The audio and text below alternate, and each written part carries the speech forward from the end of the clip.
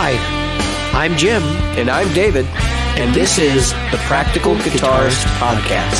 The podcast for people who eat, sleep, and breathe guitar.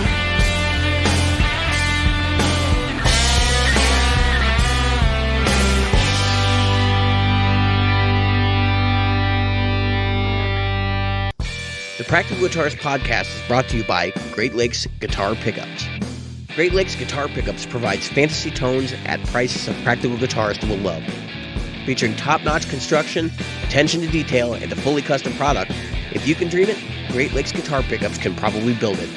Follow them on Facebook at facebook.com/Great Lakes Guitar Pickups. Are you a regular listener? Why not? David here reminding you of all the ways you can participate in the Practical Guitarist Podcast. Subscribe using your chosen podcast app. Review us on iTunes, Stitcher, iHeartRadio, or Google Play. Find our Facebook group at facebook.com/groups/practicalguitarist or on Twitter as @practguitarist. Support the show. Merchandise is available in our Threadless store at practicalguitaristpodcast.threadless.com. And donate to us via Patreon, available at patreon.com/practicalguitarist. Reach out to us directly via email at questions@practicalguitarist.com. Good evening, Jim. Good evening, David. And thank you for the customary greeting. The customary greeting that you forgot to give me last week. No, I didn't forget. That was a conscious decision. I had a guest on, and I didn't feel like flipping Nick off. So Jim just needs to be reminded occasionally that he is number one. That's right. Oh, man. I bought something today. I actually bought something. And are you kidding? What did you got? I bought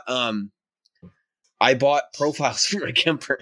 Did you seriously? I know that you were looking on the Kemper group because I'm in the same group looking for profiles. I bought the Tone Junkie two rec profiles, which is a 2-Rock Ruby. Right. It's a pretty rare amplifier in of itself. But back when 2-Rock started, so like 2-Rock now doesn't do the same stuff they used to do, which is like straight up Dumble knockoffs and stuff like that. In the early days, 2-Rock was kind of known for being more Fender than Fender. Yeah. And they would make these crazy designs that were basically just like straight knockoffs and that kind of stuff. And they made the Ruby, which was a straight knockoff of a Trainwreck. And, and I would say it's not a straight knockoff because based on like the other profiles I've used, it does not sound the same. But I think there's some. So like I like the profiles. I'm not gonna lie. I mean they're good, but they're really bright. They don't and the cabinet he used and the microphone combination he used is not what I would have used. But it's Kemper. So I could disable his cab modeling and put my own cab modeling on. Right. So I don't really even care. But it's just kind of an annoyance. Like sometimes I like to get stuff that's out of the box. So you're just like, yeah, this is really cool. I don't have to mess with it. But they sound okay. I spent a couple hours playing around and trying to match the other Trainwreck profile I've been using, which is actually freely available on the Rig Manager software, which sounds good. And actually, I'm going to use them both. I'm not gonna like be mutually exclusive. So I have a performance on my Kemper right now that has the 2-Rec Ruby profiles, the 2-Rock, and then I have the Trainwreck on another channel, so I can swap back and forth between them because I'm A/Bing them and kind of dialing things in to sound like I want them to. But the main thing is that when I go out and play live, I've been using the Trainwreck almost exclusively, so I can just keep doing that. And then swap back and forth between the sounds. Does that make sense? Yep, that makes perfect sense. So yeah, I mean, I did a rehearsal this weekend. There's video of that up in the group, and that was a rehearsal. That wasn't like so I didn't really even realize when I showed up that we were going to be recording because we're going to be doing video. I would have brought my Strat, which is hanging next to me. I literally grabbed my Kiesel because I looked at my watch. I went, it's 1:30. I need to be there at 2. I have a 35-minute drive. And so I grabbed my Kemper, my bag of cables from Open Mic on Tuesday, and my Kiesel, and didn't even stop to think about whether I had everything. And actually got in the car and realized, my head rush is somewhere else. I had to go pick that up. So I went and go pick up the head rush cab. And then I had to get gas. So I actually showed up for rehearsal 20 minutes late. But wow. I was still the first person there. Holy shit. So I didn't feel too bad. I mean, the host was there, but the rest of us were, filtering in for the next 45 minutes. So at least he didn't say downbeat it too. Yeah. I know, but it was it was a cool situation. And actually the headrest cab, I'm enjoying it. Right.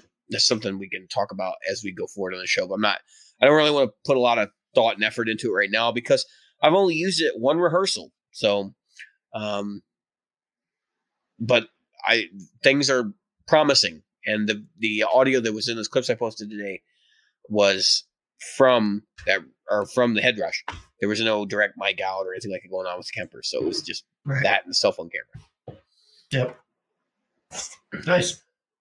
Anyway, so what you got going on, Jim? I haven't bought it. Well, I did buy you a gift, but I can't tell you about it. So when you come down here, I can give it to you. I've got a couple of things I'm buying for you. So you better not be explicit. It's not gear. No. It's not gear. I gotta get. I'm smart enough to know that I could not choose your gear for anything. Yeah, because like. What was I into? What was I into 6 months ago? Yeah, exactly. And then now, what am I into now? Like now it's train wreck. No matter what I do. And it is funny though. There is a common thread because I was thinking about it today. I'm like, I almost bought a Friedman while we were doing the show. Yep. I looked at a bunch of Marshalls while we've been doing the show. I have looked at the Triple Crown. I almost bought the Triple Crown over the Kemper. And all of these things are decidedly Marshall-esque. And the that's the thing. Just peel off the bandage. Wait a little bit. Buy yourself a Marshall JCM 800 from the 80s. I honestly it's in the back of my mind, but I think I'd really rather have a train wreck than a JCM 800. Really? Yeah, and the only reason is because the train wreck straddles that in between plexi. It's like a JMP, but it's like a JMP on acid. Which it's funny because the circuit itself is more like it's like a super reverb with DL34s. I mean, it's a decidedly not Marshall circuit, but it has that kind of tonality to it. It's a very gritty, raw amp, which I think the JMPs do that great. I mean, if I was going to buy a Marshall, I'd probably buy a JMP over an 800 because I think the JMP is more up my alley in terms of what I'm doing. So the JMP. Mm-hmm. I want something gritty, and I was the complete opposite of that for so many years. I wanted something smooth, and I didn't want all the treble and the crazy presence going on. And I complained about it 6-7 episodes ago that I'm very sensitive to the high end, but I'm kind of getting over it. I think because I'm just going with it, and even those bright the 2-rec profiles, I would not have played 6 months ago.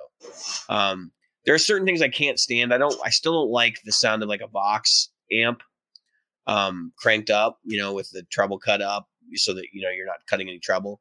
But I'll say that I have a newer appreciation for that tonality. And I think it's more or less just that you got to understand when you're playing with a band, all those frequencies get swallowed up. Yep. And so it's fine for it to be a little fuzzy and fizzy. Yeah, the studio, that's the thing that people tend to lose. I think we may have talked about it before, but I'm going to try to reiterate this point. If you set your reverb when it's just you, that reverb is gone in the mix 9 times out of 10 because you're like, oh, wow, that's way too much reverb, or delay. I'll hear that all day. And then you go to play it live and it's like, I can't hear that freaking delay or that reverb at all. So the mix it's gone in the mix. And it's the same thing. A lot of times, people will talk about, like I complained about the Fender, that hiss. That hiss is gone. Even when I start playing, I lose it.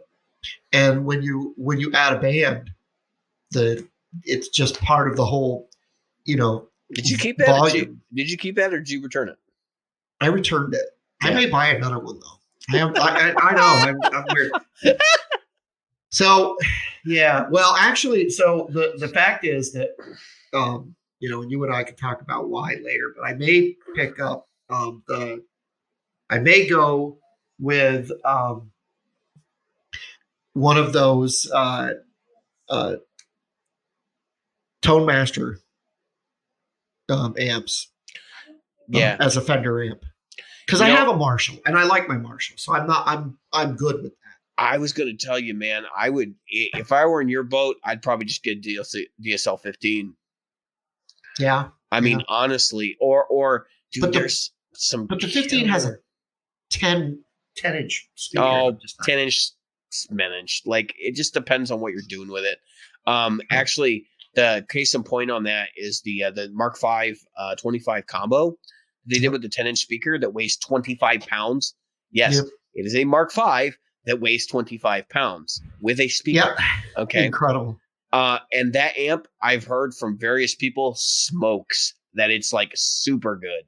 And that you would never believe that it was a 10 inch speaker. But they're using the 10 inch creamback to pull that off. Well, you and I definitely have to talk before the show next weekend, and I'll explain why later. But I think there may be a guitar and possibly a bass that you want to mix in your near future. But we'll talk offline. Yeah. So the, that's the 10 inch versus 12 inch thing. So like, I'm not a big fan of 10 inch speakers. I like 10 inches if there's 2 or 4. Yeah, I've had some 1x10 combos I actually liked. The Fender Super Champ, like everybody kind of sneers at that amp. Yeah. Have you ever played one of those? Yeah. Like they're not bad. No. And it's a 1x10. It's a little 1x10, I think what happens is like I get a little, what's the word I want? Tone snobbish. Can I use the word snob on the channel? Yes, and not break kappa. You're a cork sniffer. I mean, I'm getting that way. I'm truly getting that way, and it's weird because I heard it. I'm abusing it. It's great. Yeah, it's terrible because I came in here as a person that didn't care a lot about it. Although again, my Marshall is really my favorite amp right now. So it's just one of those things. But I'm thinking if I want a Fender amp, I should get a Fender amp. And the Tone Masters are the closest things. Well, they are Fender, but the closest things to an 85-pound amp that I'm going to get that doesn't weigh 85 pounds. Yeah, but do you really need a twin? Twin? I mean, personally, I think the twin is the most overrated amplifier in history. It does nothing but clean. Because no one can set it to anything but stun unless you're Johnny Winter. Yep. You know what I mean? Like and his setting. Have you ever seen a picture of his settings for his twins? Yeah. Everything on 10 except for the bass, which is on 0.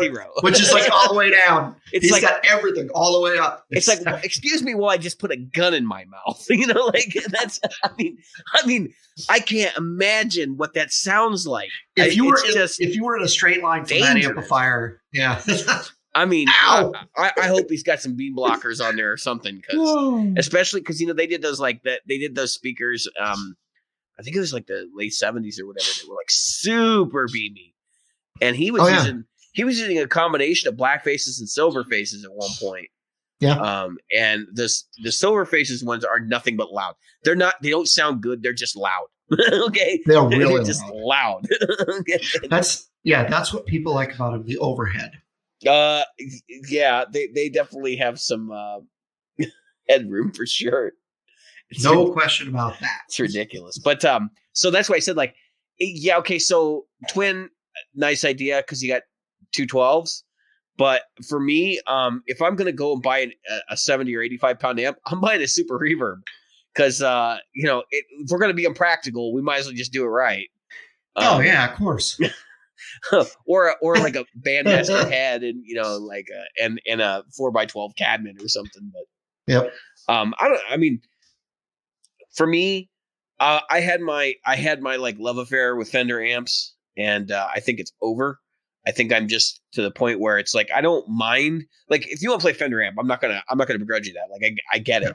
I just don't think they work for the style of music I do. Maybe a super reverb might. I mean, with the right stuff out front, the right pedals, because my big thing is they're scooped.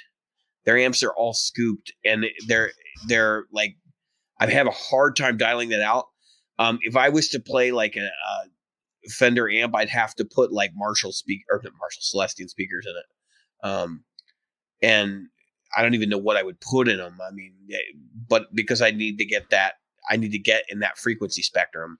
I don't know. This is maybe some people who play Fender amps can shed some light on this for me, but like how you deal with stepping on the bass player's toes so bad, because like Fender amps are notoriously bass heavy, especially if you're putting the bass anywhere above 5. Until you get like when you get them driven, the bass kind of like falls out a little bit.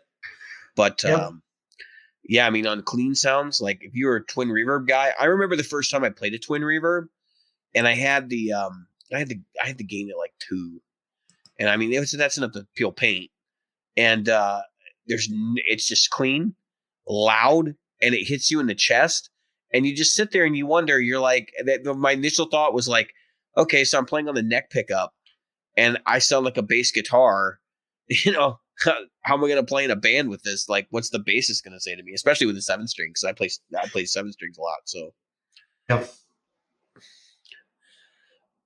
I don't know. I'm not in love with the 7 string as much anymore either. I mean, I do use it and I play it, but I was debating. It's like, I know probably in 2021, I'm going to get another guitar.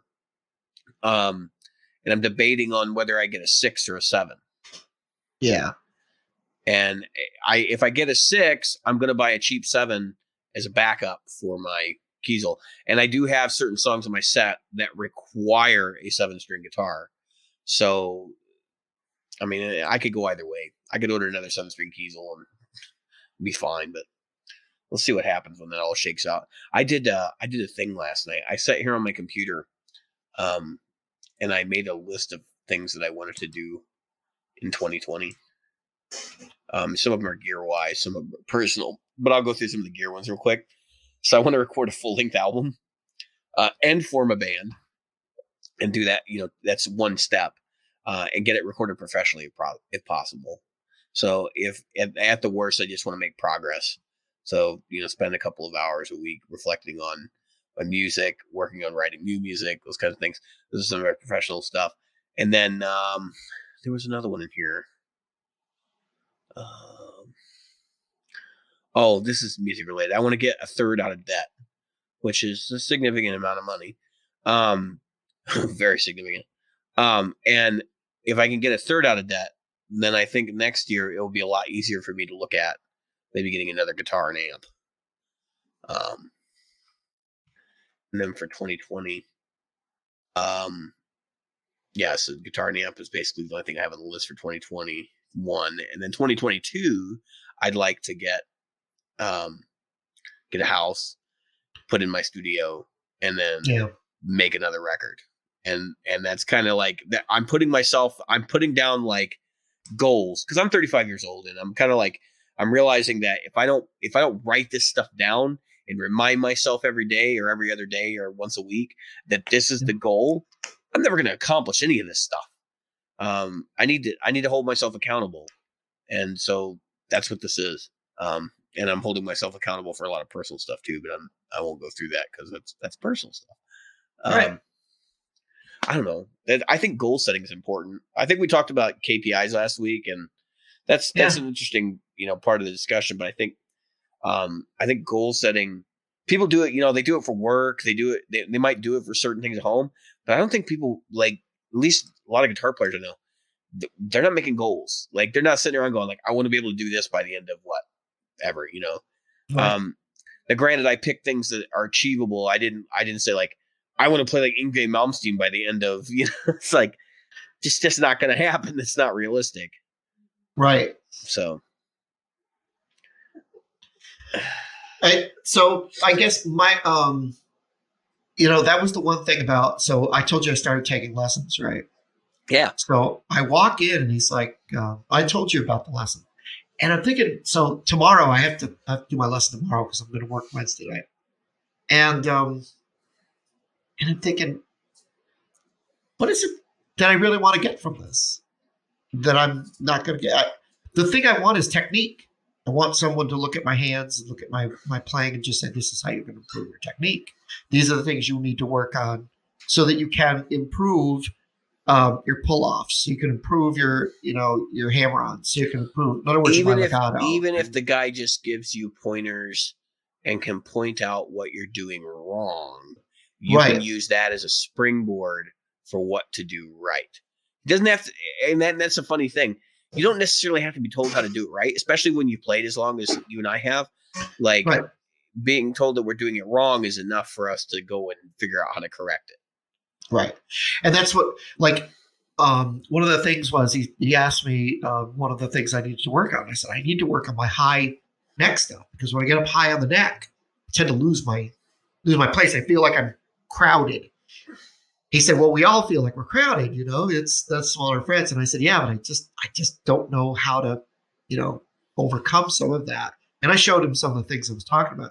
And one of the things he showed me was I tended to, when I was going up the neck, believe it or not, I tended to bring the palm near my pinky. I tended to bring it up and in, because you know how we get used to certain types of guitars. Yeah, because you're trying to think about it from the rhythm player's perspective, where you're trying to put your pinky finger all the way up on the low E or the A string. Yep. And that's a bad habit to get into up there. I could see that being a real problem.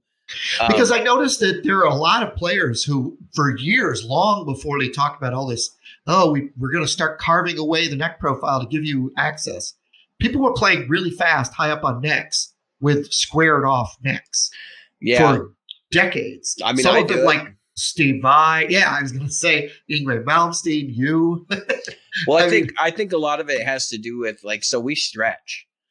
Most people don't realize that when you get to like the 12th fret, and there's 12, 13, 14 on a Stratocaster, it joins the neck around I'm looking at my Strat. 16th, 17th fret. 17th at the 17th fret or the 18th fret is usually the line, right? So really, when I get to like 16, 17, that's where my thumb stays. My thumb doesn't go behind that joint at all, and I'm stretching. And I don't think I've ever played. I mean, of course I've played lower notes up there, but I mean, like in an actual like gigging context, or you're just playing on a record or whatever, like, you're not going to go any lower than the D string past the 18th fret.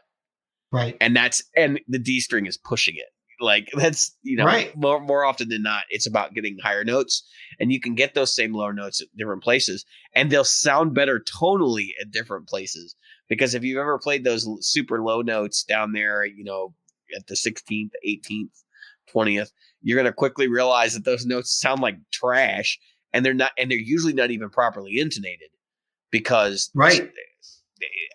it's not that the guitars aren't set up properly, but it's just because those strings vibrate at strange frequencies when they get closer to the pickups and stuff, especially when that's the way to get them closest to the pickups, is to fret way down there. Right. So, just, food for thought, things to keep in mind. Like, when I know Tony Iommi used to do it, he used to play like power chords and stuff at 12th and 14th fret, on the low E, tuned down to C, no less. That's not typical. And there are reasons why that's not typical. For him, he had like this neurotic thing about that, making things sound heavier. And I suppose when you're tuned down to C, using, like 8s or 9s, like, that might have a particular impact on the sound. But in my estimation, usually what you get is a muddy mess. So, Yep. And intonation problems like crazy. I don't care how well you set your guitar up there. Yeah, because the string lengths are just not. They're not going to work out in that. I don't think it's actually intonation. I think it's the pickups usually interact. Yeah. And I know certain guitars that's more of a problem than others. So that probably has to do with pickups. Well, you're not getting a lot of spin at that point. Right. I don't care how far you tuned it down. You're not getting a lot of spin. Yeah. So, someone was going to say, so you're doing these lessons. And are you starting? Did you get some pointers on like some things to work on? Or I did. So some of the stuff I started with like banjo roll type stuff, working on my banjo rolls. Doing hybrid picking. Yep. Okay. A lot more hybrid picking. So I'm not being forced like somebody's holding a whip over me into some kind of thing. It's just I'm working on using the pick between the thumb and forefinger, and then or thumb and index, and then using the other two fingers to do the rest of the banjo roll. Typically, you can use your pinky, but that's not a typical finger to put into a not in a finger typical picking not in a exercise. typical roll. No, Danny Gatton does it. yeah, Or did it. And yeah. I'm sure I James Burton used it, but yeah, and I so you're talking about rolls. That's different than what I would associate with like typical hybrid picking, because a lot of times in hybrid picking you've got like a bass line going on with a treble line, which is more like Travis picking, right? Right. And then Travis picking, and then that's next. So once I get this hybrid picking thing down, where I'm playing a single note line, right? And I'm playing it 3 strings, and whether or not I'm skipping strings is not important, but I'm playing 3 strings, and that way I'm playing one with the pick and the other 2 with the fingers. Now, when it comes to what I think you're thinking of, and that's when you're playing, like, you've got the rhythm, there's a bass rhythm going on with your finger, and then you're playing the other 3 notes. Yeah, you might even be playing a chord, and you're picking the notes simultaneously. Correct. And that's a different thing. And yes, I'm using my pinky in that. That stuff's crazy. And that's, I mean, like, I started experimenting with that because I've been doing those Danny Gatton things, and now I'm like able to do some of my own rhythms using that. And it's like I knew how to do it. I just never used it effectively. Actually, the first guy that turned me on to that was Eric Johnson, because he would do these 3-part harmonies, and they're really, it's really just major chords without the octave. It's like a regular major shape or a regular minor shape without the octave. And that would be the primary chord that he would use. So like he used a hybrid picking approach where he's using the thumb and index finger on the pick, and then he's got his middle finger and his pinky finger playing the actual notes. And actually, a lot of times I've even found myself, I mean, yeah, that's basically what I'm doing. I'm not going to go into the other idiosyncrasies. But the interesting thing about it is I've gotten to the point where now I just mute the string in between. I don't even worry about it. And just pick it like a regular chord. But I can still pull the other side out when I need it. And the other thing is doing that reinforced like some tonality things that I'd never thought either. And that this is actually the reason Eric Johnson does it that way, because he knows that when he plays with heavy distortion or overdrive and fuzz, you lose that octave. It just creates mud. Like your brain will superimpose that octave if there's a lot of distortion because of the harmonics that are there. And so if you leave the octave out, it makes the third a lot more clear. And the third, as we know, is the most important note of a triad because it determines whether it's major or minor. Yep. So the other part of it is that when I tend to use more than if I'm using 4 strings, I tend to actually use the thumb. And so I've got one of the things I've got to do that I have not been doing because I've been chewing my nails is to leave my thumbnail alone. I don't use because that's important. That whole thumbnail thing is, I've never really found that to be that important. I know people get it like, oh yeah. Well, I don't mean I want to use the thumbnail as a pick. That's something I don't want to do. I mean, get it up there so that the fat of my fingers. Yeah, so it like protects it. Because you can see by this finger right here, I'm not doing a very good job of protecting it. Yeah. So it gets all raw around the edge. There's an angle. Yeah. I've literally cut my fingernail at an angle. Mm-hmm. And so some people like myself that have really soft nails, my nails break. That's why I chew them. It's they break off just like that, you know? And so I need to use some clear polish to strengthen them up. Yeah, that's another thing people don't think about when they get into playing guitar. And I'm sure some of our show listeners have thought about this kind of stuff. But your fingers. So I was doing. Actually, I guess I should start by talking about what I was doing today. I was on the floor on my hands and knees all day.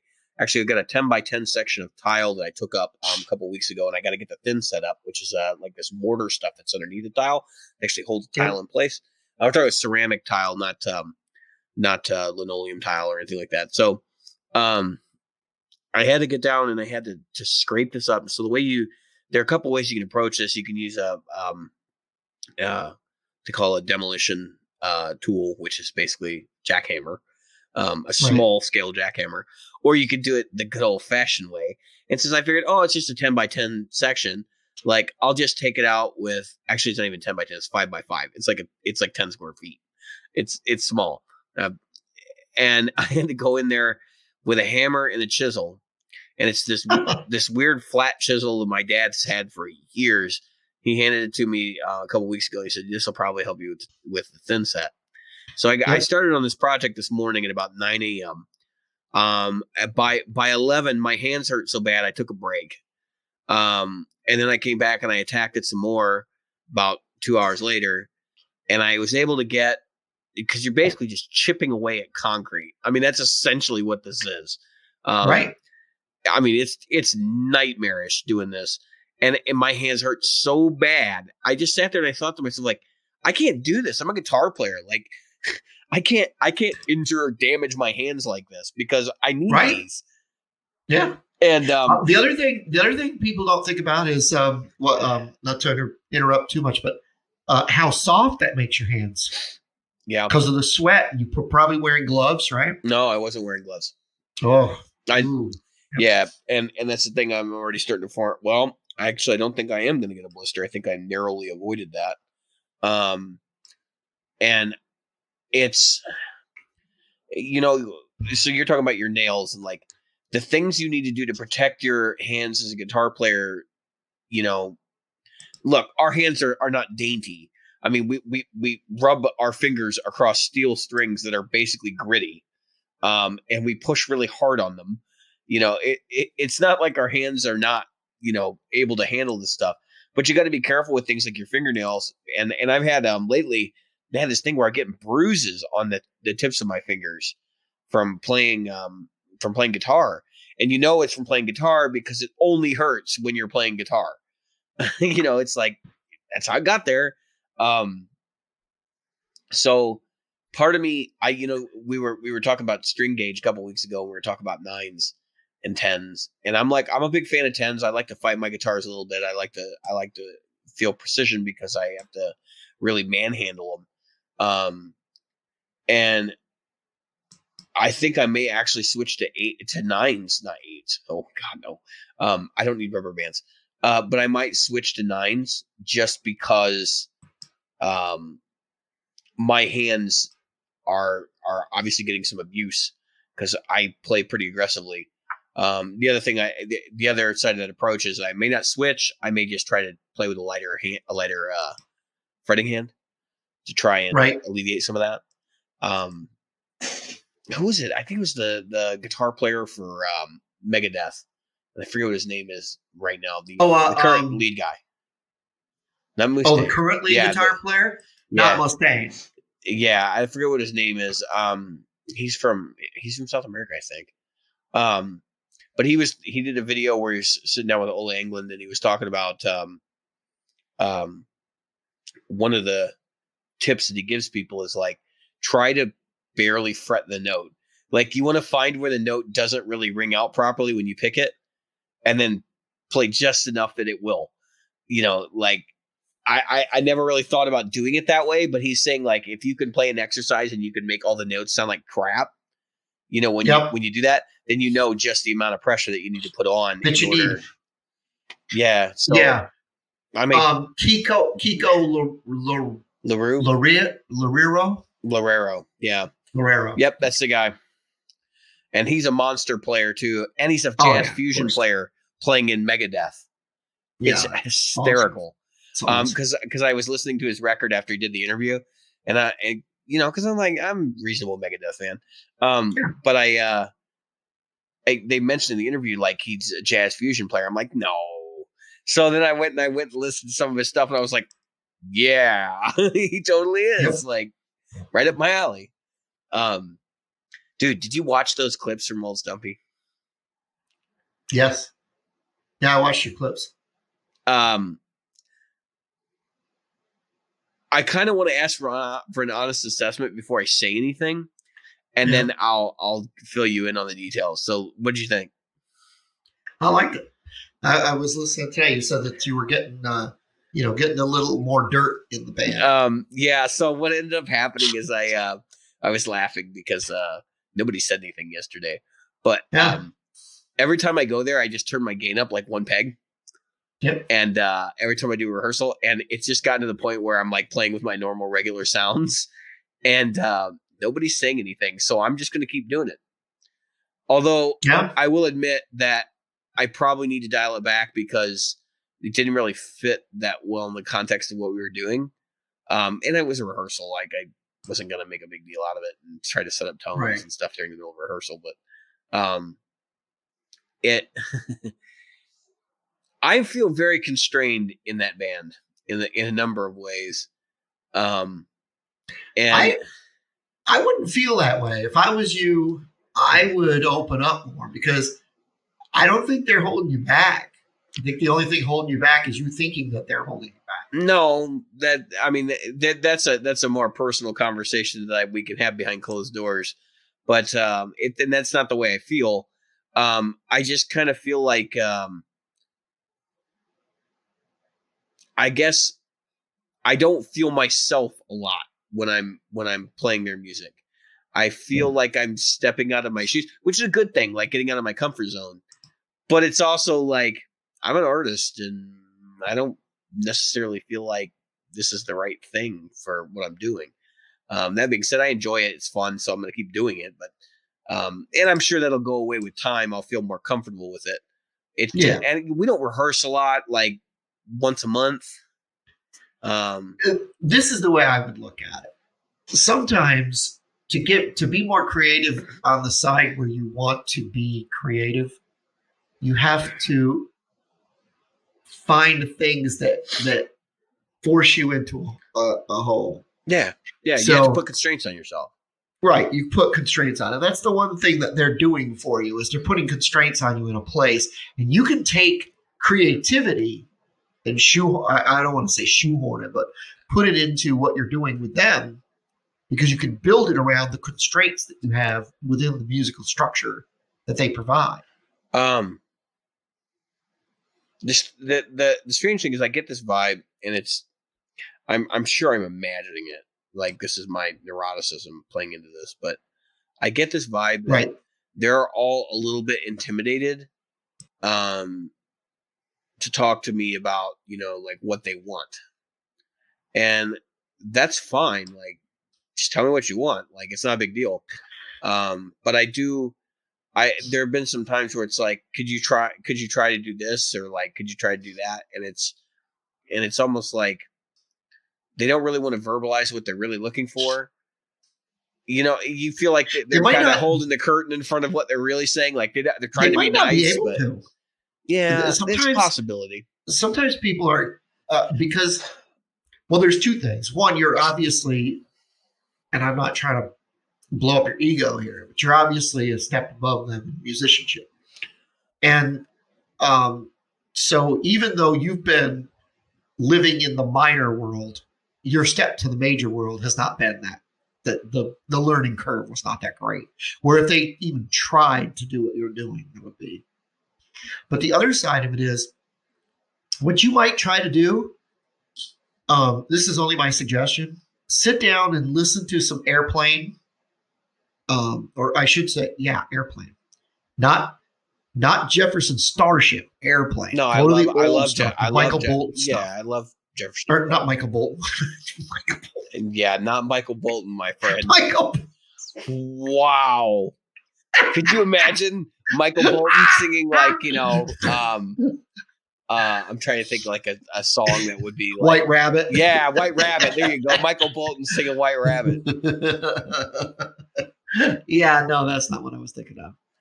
I would like to see that. Michael Bolton.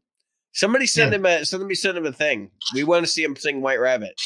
We should be able to get a hold of him. Or Somebody to Love. That's right. Somebody to Love. I was thinking of Balin, obviously, but Bolin, Jesus. I can't pronounce anything tonight. Pew! Oh, shit. well, they're not going to be on the show anytime soon. Well, half of them are dead, since he passed away, I was gonna say half of them are dead. I'm okay. I don't think he's going to be on the show. But Marty Schwartz. Anyway, I think he should just quit at this point. That's it. Done. Yeah. No, but listen to early Airplane. Obviously, your Zeppelin side is already there. Listen to some of the tracks like Barnyard Stomp or that type of thing. And I would, if I was you, I would literally sit down with some old Danny Gatton or some Chet Atkins. Or I laugh because like all of these things are on like speed dial in my phone right now. See, you're already there. And it's funny because I mentioned them, and you're already like, I'm knee deep in that right now. Like that's right where I'm at, and which is a good thing because it shows I'm on the right track. But I mean, because that's really the kind of music, unless these guys are tone deaf, that's the kind of stuff that Airplane comes from the same group of people, the same people sitting around and jamming. The Grateful Dead, Jefferson Airplane, Carlos Santana, the early Journey before Steve Perry joined the band. So the real hurdle I have with, and this is part of the reason why I don't really volunteer a whole lot, like in terms of suggestions for the band, but like the real hurdle I have is they want to play like songs that people relate to, right? And that they're all instantly like recognizable and gratifying or whatever. Yeah. And I think that they get this like immediate feedback from the audience that that's what the audience wants to hear. But in reality, we've had people come up to us after shows and be like, that one really obscure song that you guys did, that like we played this song Snake Farm, which is it's a YouTube thing, like and we've had people come out, you guys wrote that? No. But they enjoy that more than they do us playing like, The Weight from the band or some of the other like, top 40 stuff we do. But you can see like, I actually really enjoy when we do something like a Temptation song, and I'm doing, we're doing a jam band thing with it, and that's okay. I do think like we need to vary our tempos more. They have a whole thing about like we don't want to make it down tempo because then people won't enjoy it. It's like, no, people want variation. They don't want to sit through 2 hours of somebody like doing deep blues music or 2 hours of somebody doing like the fastest punk music ever.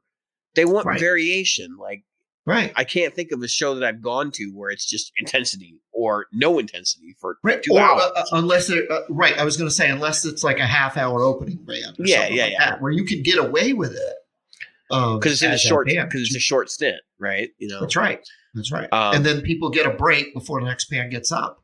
We do have a couple of originals that Kyle's written, and I think if we work more on those originals, I think those could turn into something that people would really enjoy listening to. But I told him, I said, if you're going to do that, being that we're trying to actually like book cover gigs and that kind of thing, you want to play like 1 or 2 originals a night.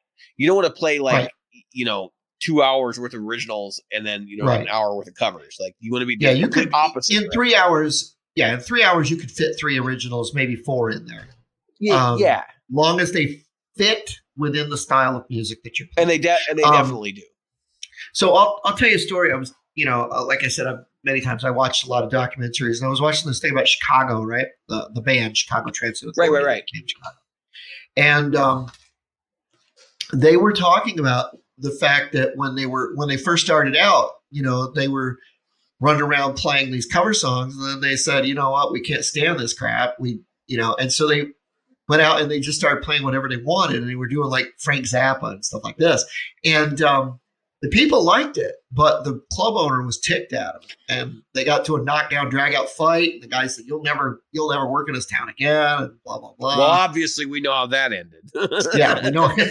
I bet you the club ain't there anymore, but Chicago is. But that's the thing. So somebody in I don't remember, somebody in the last rehearsal said something, and I bit my tongue, but they said, like, covers are where the money's at, and I laughed because I'm like, it's only partially true. Like, if you want That's right. real money, then you better start thinking bigger than that, and Yes. and if you want small money, like $400 a gig, that's when you start thinking small, right? And right. Well, I'll give you an example of somebody, Tim Pierce. Tim Pierce is a cover guy, but he's also the guy that created a lot of the riffs and licks that you cover, and he covers to this day. So I had to laugh because he put up a thing because the Grammys was a couple weeks ago, I guess, and I don't follow that stuff anymore, but he was talking about the stuff, and he was the original guitarist who did some stuff with who's the guy that did The Letter, and he did Little Help from My Friends cover, Cocker. Joe Cocker. And he was on Joe Cocker's album, and he did these parts, and then he was playing his own parts on the cover for the Grammy night when somebody else was singing Joe's. It was just funny. Well, and that's come full circle. So yeah, no, but I think part of like his situation, Tim Pierce, I could imagine someone like him playing in a bar band for fun. Yes. And just because like they really enjoy the songs and they're fine with playing the same songs and they want to nail them and do them right. And I get that. Right. And I totally have fun with that too. I'm just saying, if you're gonna be motivated, if you're motivated enough that you think your art is saleable, get out there and do it. Now, I will say this. I think the bar is a hell of a lot higher if you're going to make original songs, because you have to captivate the audience without them knowing the material. That's right. Which means you got to have your A game when you're going out. I've had people tell me that I'm got my A game that way. I don't feel like I do. But that's kind of where I'm leaning towards. It's like, well, I'm young enough that I could still do something with this. Now, that's part of my plan is to do some things and some personal things also to help me with that situation. But I kind of feel like, doing these other things like playing an old Stumpy, and if another gig came up and I could swing it, I could do that too. Are all just stepping stones to make the other thing work, and to make my own music like that much better, and to push me in the direction I need to go to actually play this in front of bigger audiences, and maybe start booking some regular gigs and maybe getting representation and doing those things that I need to do to get on the path towards like doing regional touring or that kind of thing. Yeah. And it's, I know a guy that he's an open mic host, but actually I'll mention by name, Jack Byron. Right. So he's just released his first record. He's done 2 records, but this is his first. I don't want to call it full length. It's an EP, but it's like this is his first professionally produced one. It's really good. It's called Two Travelers. So if you guys are interested, you can look up Jack Byron, Two Travelers. It's on all the streaming services. And he's an acoustic. I don't want to say folk. He's an acoustic songwriter, and he's got representation. He plays every single night almost, and all over the Illinois, northern Indiana, sometimes Wisconsin area. And he's booking gigs and he's getting paid, and this is his primary job. Okay. Right. I don't think it will be my primary job. But I could definitely see myself doing a little bit of travel and playing at different places and that kind of thing regionally.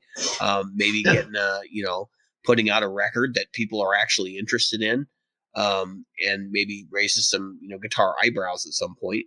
And if I don't get that far, that's fine. I don't get that far, but I feel like I owe it to myself to at least attempt it.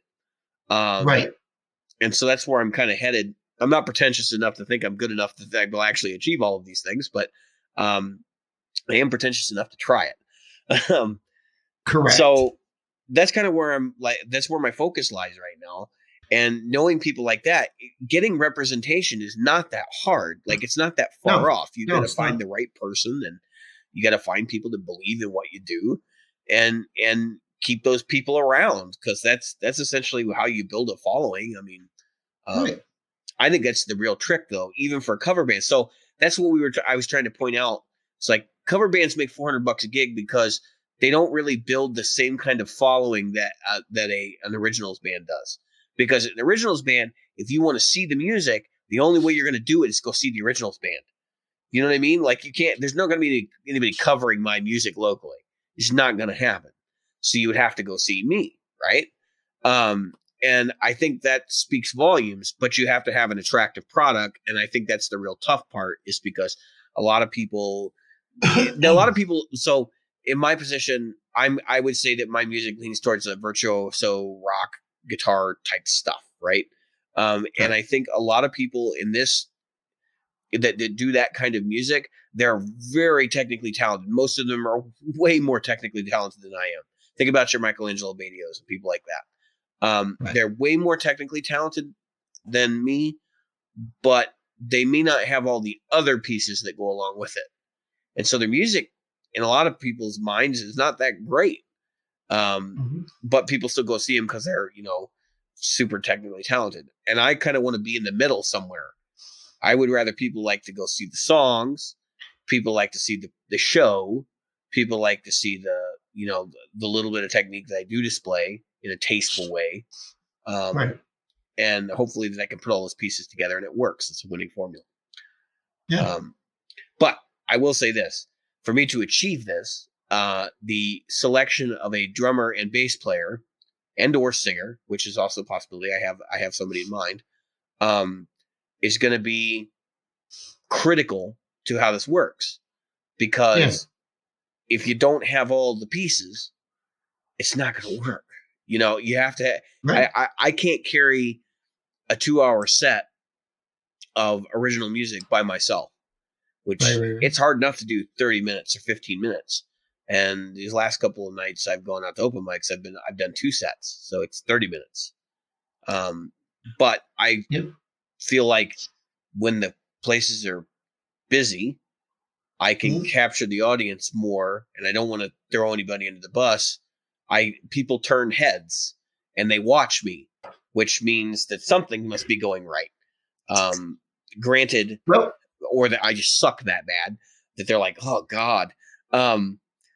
There is a person who does it. I mean, there is a person, a man from your area that does it. He carries the night. You know who we're talking about? Who are we talking about specifically?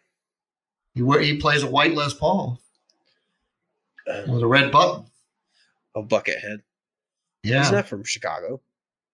I thought he was from Midwest. No, well, he might be originally, but he's an LA guy. Oh, is he? Yeah. Oh, I always thought he was from the Midwest. No, hey, anything west of North Carolina goes back. Dude, have you seen some of the crazy? I haven't. What's that? Have you seen some of the crazy Buckethead stories over the years? No. So apparently, when he auditioned for Red Hot Chili Peppers, which was a thing back in the late 90s, they pulled up at the airport and he had the bucket on and the mask and got in the car and drove to the studio and stuff. And it wasn't until after they did the interview and rehearsal or whatever that he revealed who he was and like all that shenanigans. Because if it wasn't going to go well, he wasn't going to reveal who he was to them. Like, oh yeah, he is from Southern California. What a strange. Could you imagine? You're the Red Hot Chili Peppers, right? So like you're one of the biggest bands in the world at that time, and you're auditioning replacement guitar players, and they end up with Dave Navarro. But like you're auditioning people, and this guy comes to your audition. You fly him to you, and he comes into the audition wearing a KFC bucket on his head and a face mask. Now you probably know who he is, but you're still like, you really came to the audition like this? And then they have you sign an NDA on his identity. Yep. And there's been some other crazy stuff too. Like there was at one point there was an article floating around from a reporter that claims that they were invited to his house for dinner, and so he proceeded to serve them like KFC with the bucket on and the Yep. thing, and like it was the whole like the whole article was written around that. You totally know that's not what happened, but that's what the way they sold the article, right? And there was some factual information in there that was kind of like mixed in, but it was very tongue in cheek and everything of surrounding that guy up until like the mid 2000s, actually probably teens, was like that. It was completely like half fabricated ridiculousness. There were stories about him working on Chinese Democracy where they built him a chicken coop in the studio. That he had Oh my had to God. have a chicken coop that he could go hang out in. And inside the chicken coop, there was a selection of horror movies. He is truly living the persona outside of the band. So that let's face it, that generates press. It generated press for who knows if it's real? Does it need? Right. It doesn't matter. It doesn't matter.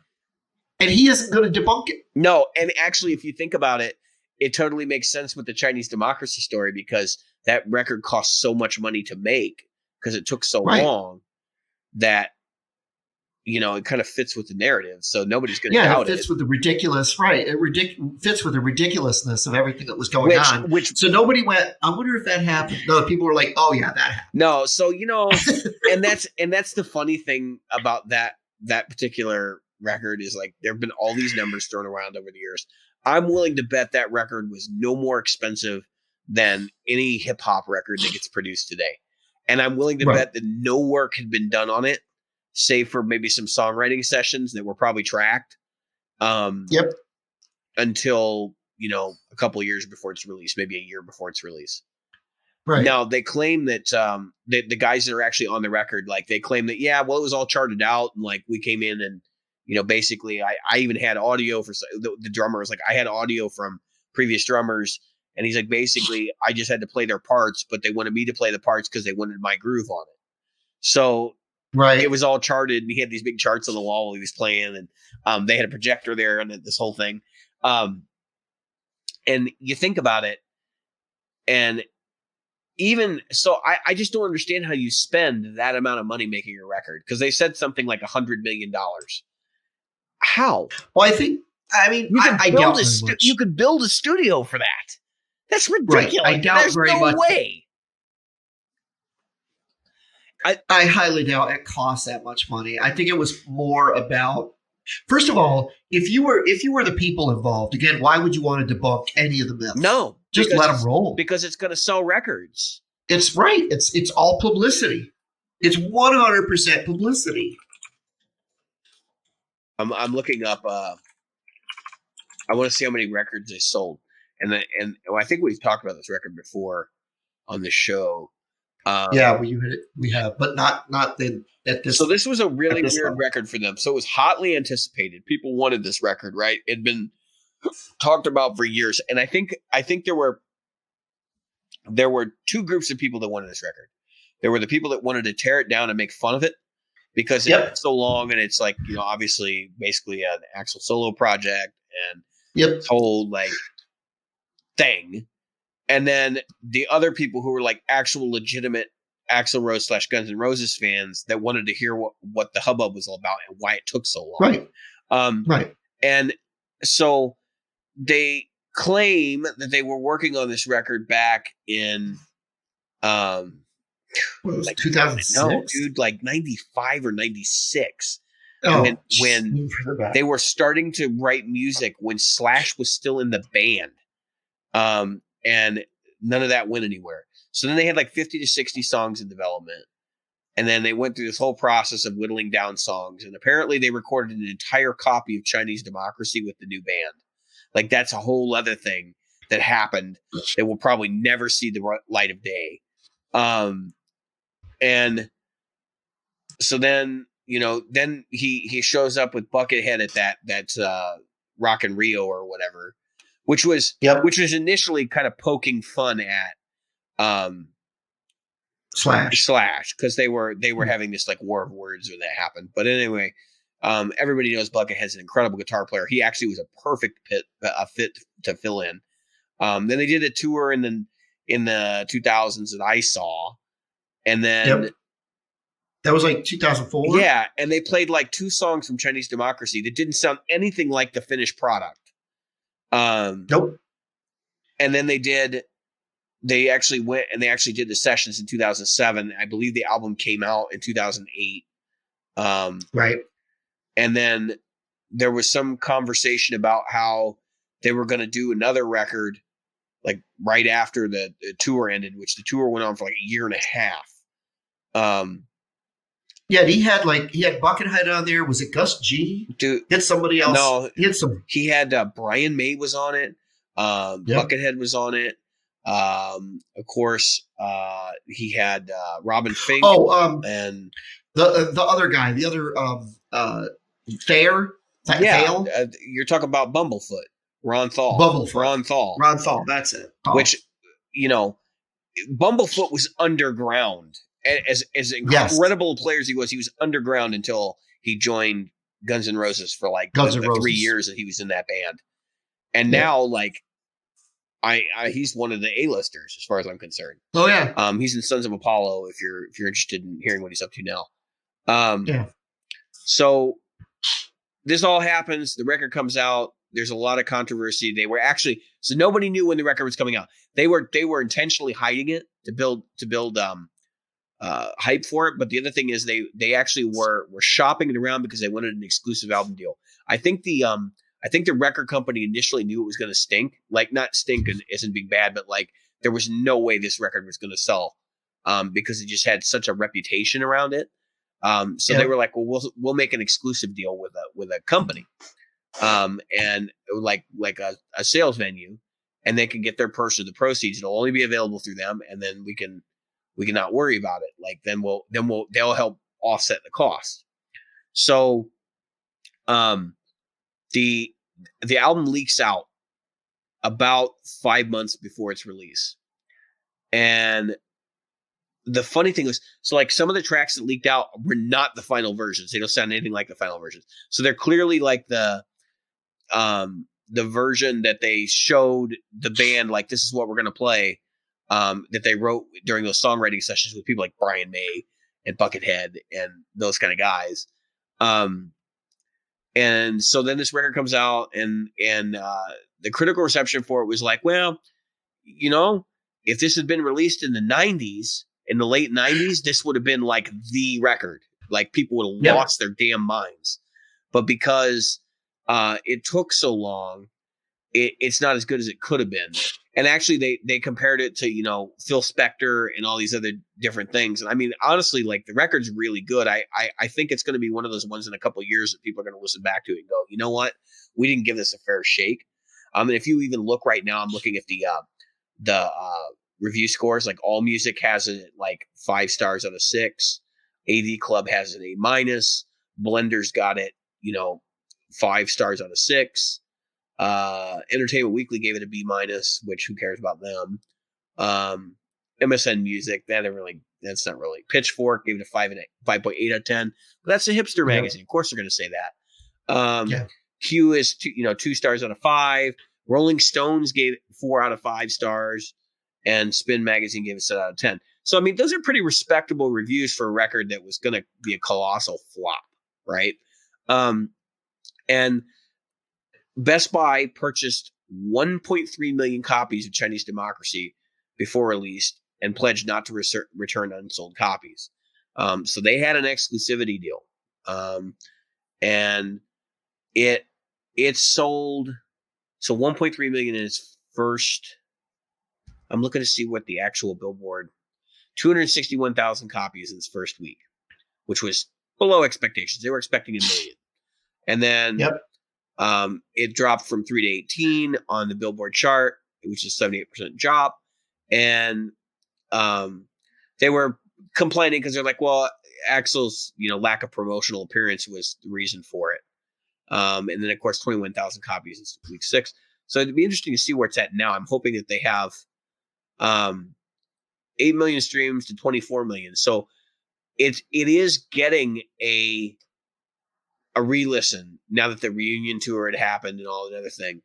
on all that other Right. stuff. But I would love to see the actual numbers, like how much it's sold over its life.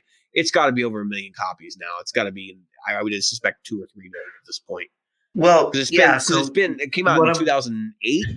So so it's sold 1 million in the States and 300,000 in UK. Oh, you found them? And then and then 100,000 in Japan and 100,000 in Germany. Yeah. So those are your certified unit sales, right? And you got to remember, other than that, this record also came out in the time of streaming too, which probably also hurt it. Right, 70,000 in Australia. Yeah, and they didn't know how to count streams back then. Yeah, no, not at all. And actually, just based on the fact that they had when they did the Not in This Lifetime tour, they had digital streams from 8 million to 24 million and 7,900 additional copies sold. That tells you right there that there was like a clear bump when they got back together. People like wanting to know what happened during that time period. Now, here's an interesting thing. So imagine you're Slash, right? And everybody who is a Guns N' Roses fan turned on Axl for that record. Like, oh, they suck, and like they're not good enough at guitar, and like they don't have any of the whatever the mojo that the original band had and stuff. They get the band back together, right? Well, basically the band back together, because as far as the audience, because they don't even know there were other players in that band. They don't. The only people they care about is Duff, Slash, and Duff is even like questionable. I think the vast majority of people that are into Guns N' Roses not the people that were buying tickets, right? Were the people that were like, oh yeah, Slash and Axl, right? And so they get back together and they do this monster reunion tour, and they made an insane amount of money on that. Like neither of them ever has to work ever again. And now that this is happening, like you get signed up, your Slash, you get the phone call, right? You're like, yeah, I guess we'll do it. Like I'm gonna get a payday. It's fine. And then all of a sudden you go out and then you get the set list. And it's got songs from Chinese Democracy on it. Because if you haven't listened to Chinese Democracy, some of that guitar playing makes Slash look ridiculous. Like really bad. Like there's no way that he could do some of that stuff. So I don't know how they handled that, whether they brought in a ringer. Right. And they had 3 guitars on stage like they did during the Chinese Democracy era. Or whether like I mean, I know people have gone to those shows. If you've been to the show, like in the group, please let us know. I'm not interested enough to go watch it on YouTube. I think honestly, they probably should have retired the Guns N' Roses name when they did Chinese Democracy. Like in retrospect, I fought against that like when I was younger, but I really think they should have retired the name, and it should have been an Axl Rose record. And I think it would have sold a lot more copies if it was an Axl Rose record. And then he could just moved on and stayed artistic. And now he's kind of stuck in the let's do another Guns N' Roses record thing. I think that was the thing that a lot of people forget is that, people didn't want to listen to it because they were ticked off that it was not really a Guns N' Roses record. Slash wasn't on it. So it wasn't Guns N' Roses. And Slash was out there putting out music, not to say that he was selling a bazillion copies, but at least he put out enough records that he kept food on the table and small rodents for his constrictor to eat. I would love to know. So they have Diamond Records, right? Like they're that level. 10 million. They're that level. And I think Appetite's double Diamond. And we looked it up at one point in the show. So these guys don't have to do anything. Okay. No. So Slash could have literally just shot up heroin and been fine. I mean, I know that's a terrible thing to say. I don't obviously wish that he would have done that, but I'm just saying like he didn't have to do anything. He didn't have to dust himself off and like turn himself around. Those guys are making so much damn money on residuals that they can have a Ferrari a year. I mean, honestly, when you look at the fact that these records are still selling, I know I bought at least 2 copies of Appetite for Destruction, and Use Your Illusion and all that stuff. Those records still sell, and they have a big enough cult following even today that they're making, they're making. I want to put they're making C-list money today, which is more than enough to live on, right? Right. And so, this is a big payday for them, like to do the tours. And it's the way I can really point this out to everybody is, where's the record? They've been touring, I think since 2017 together. Where's the record? There isn't one. And there has been, as far as I know, not even a rumor of them going into the studio to make a record, which is very telling. And it's like, we're just doing this for the money, and we have no desire to try and make more out of this than we already have. Now, cool thing though is I just read the other day that they're actually going to do a couple dates with Smashing Pumpkins. Could you imagine that concert ticket, like what that's going to cost? No, hundreds. Yeah, probably $200 a seat. That's the cheap. Yeah, for the $300 to $500. Well over $1,000 for decent seats in the front. Down in the. But people will pay it. Yeah. So here's an actual reference to there being a new album done, new album for 2020, and it's a rumor. With a band like that, if something were happening, it wouldn't be a rumor. They literally would announce it because, and Axl said this around the time of Chinese Democracy. He said, "We'll tell you when it's going to come out when we're damn good and ready for it to come out. We don't make commitments." He actually sued somebody over it because they said that he had told him that it was going to be out on such and such date, and he's like, that was not an official press release.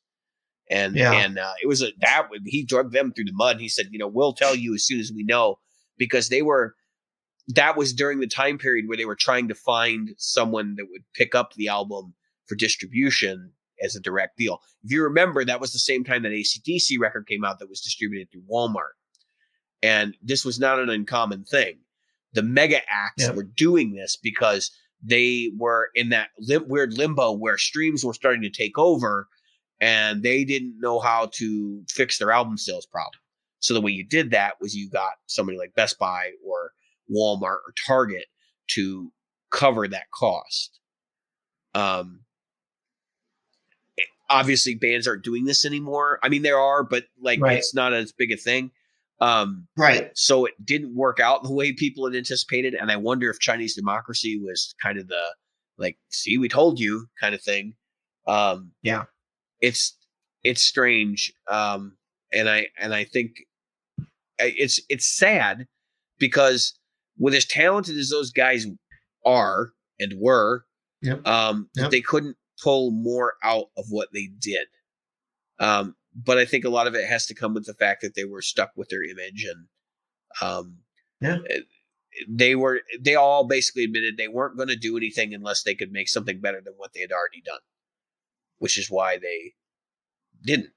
And I think that's part of the reason why Chinese Democracy took so long, was because they didn't want. Axl was not going to make the same record, and if you listen to Chinese Democracy, it is nothing like what came before it. Just like Use Your Illusion 1 and 2 were nothing like Appetite for Destruction. Right. And I mean, for what it's worth, that's artistic. I mean, it would be nice if we had more bands that were thinking in that, that mindset than we do today. Yeah. So yeah, it would be nice. The thing is, so we've talked about the fact that I came up at a different time. Somebody asked a question on one of the podcasts that I listened to. What is an album you would listen to front to back? And I don't think that I could name a band today that is a pop act, where I would know what album sure their music came from. Like if you ask me where a Post Malone or a Katy Perry or whatever album was, I have no idea. I don't think pop music was always the fodder for listening to the whole record. No, I'm not saying it is. So if you were to say to me, what was the last album you could listen to front to back, I would have to say it would have probably been a long time ago. It would have been Pink Floyd, and it would have been either and not as long as you might think. It would have been either the Momentary Lapse of Reason or what was the one that came out of that? After I wasn't a huge fan of that one. The one that the Pulse tour was based on. So I thought that was Momentary Lapse of Reason. no, that was Delicate Sound of Thunder tour. The Pulse tour came from the Division Bell. Oh, right. So yeah, and I can listen to those front to back. Now, are they my favorite albums to listen to end to end? Probably not. But if you were to ask me a pop act, and I know I'm gonna come across as weird when I call these guys pop, but I think the last pop album I could listen to back to might have been like AC/DC's Back in Black, or something of that nature. It's difficult because there were pop guys that did release albums you could listen to back in black or back to back. Rod Stewart was doing it. Elton John was doing it. You could listen to the entire Goodbye Yellow Brick Road album. Yeah, I'm still not a fan of Elton John. I know people love him, and God bless you. I mean, I just don't. He just doesn't do anything for me when I listen to his music. Well, I don't know. Yeah, I'm just saying that it was the music tells a story, and the songs were, even if they weren't directly related to each other, they came in and out of each other. And before Chicago went all poppy in the mid '80s, you could listen to Chicago end to end before Hard to Say I'm Sorry and all that stuff came out. All right, I'm gonna lay a couple of records on you that I've listened to end to end a lot, actually, and I'm pulling it well. So one of them's Mastodon's Once More Around the Sun, right? So the record that came after it, Emperor of Sand, I don't think is as good, and the record that came before it, which I believe is a Hunter, it's good too. And I'll listen to it cover to cover, but I think Once More Around the Sun is like a true album, right? Right. Where it was designed to be listened to that way. Gojira's Magma, the most recent one, it's good. It's worth listening to all the way through. And L'Enfant Sauvage is good too, but I think Magma is the one, right? And then Rival Sons, Hollow Bones. Yeah, but you got to remember, you're talking about music. I don't even know what you're talking about. Yeah, but I mean, I'm just saying, like people pretend like the stuff isn't out there. It's just nobody's seeking it out. Oh no, it's not. It's not that it's not gonna get handed to us. Like we have to go look for it because we don't really have an FM radio anymore. It's not FM radio is what AM radio was when I was. It's not even just it's the FM corporate radio thing. That's part of it, but that's music today is driven by the younger generation a lot more than it ever has been, because that's the only people that are, a saleable audience, I suppose.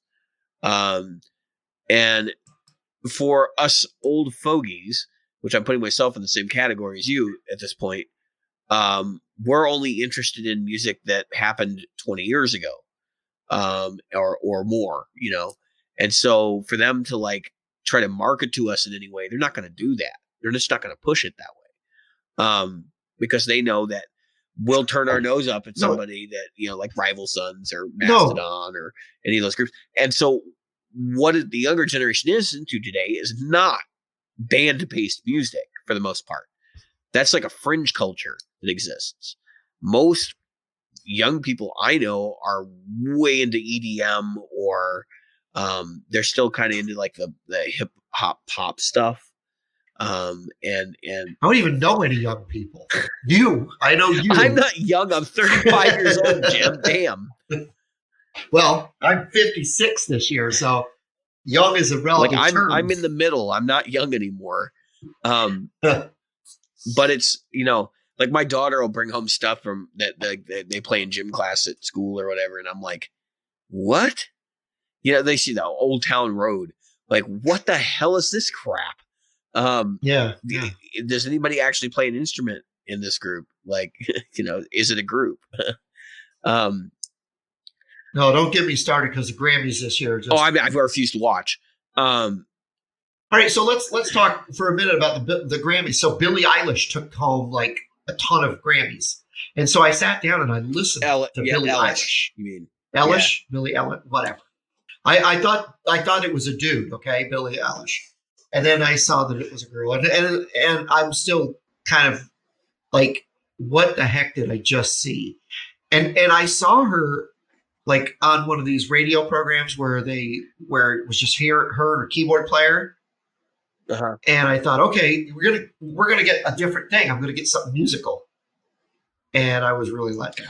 And I'm not saying that she's not good. I know that I'm not the judge of all tastes, of all goodness in the world. It just fell flat for me. It was boring, and it was. Is it Eilish or and Eilish? I'm a pop. You might be right. It might be Eilish. I think it's Eilish. I think it's my wife says Eilish. So, I think that it might be, but I think it's spelled EIL. Why can't they just spell it like it said? Like, what the hell, people? Yeah, EIL. All right. So here's the deal. First off, as I just insulted many people's surname, probably. Here's my take on. That's only one L, so I don't see how I liked her music better when it was Björk. Yeah, Björk didn't do anything for me, and she's like the new wave Björk. She's like Björk with less interesting. Stuff.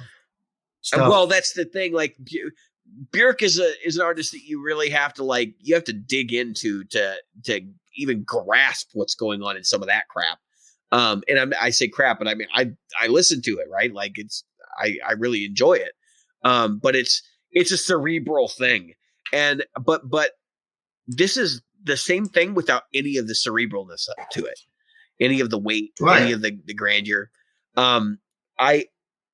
I'm not ragging on her because of what she said about Van Halen. Like, there's a lot of people in the guitar community, they're like, oh my gosh, she insulted Van Halen. Like, I don't care. Like, who cares?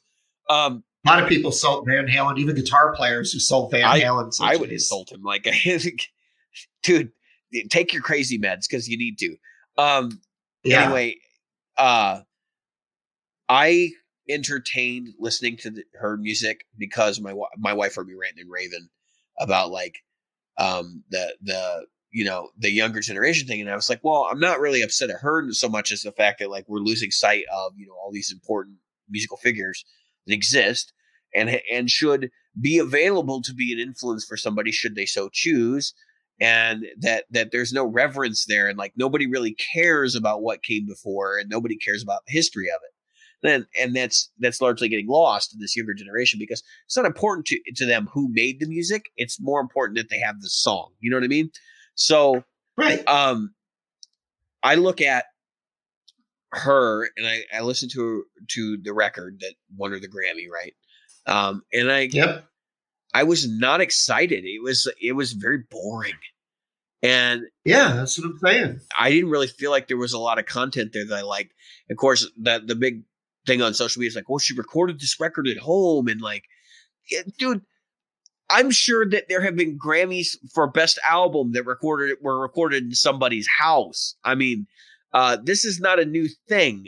Like, you need to understand that is the commonplace now. You want to record in a comfortable environment. The best comfortable environment is that building right outside your house that you just built, where you can actually record stuff. Now obviously she's recording probably in her home because this is a low budget thing and all this, but I didn't feel like she deserved the award she got. Album of the year, for real? But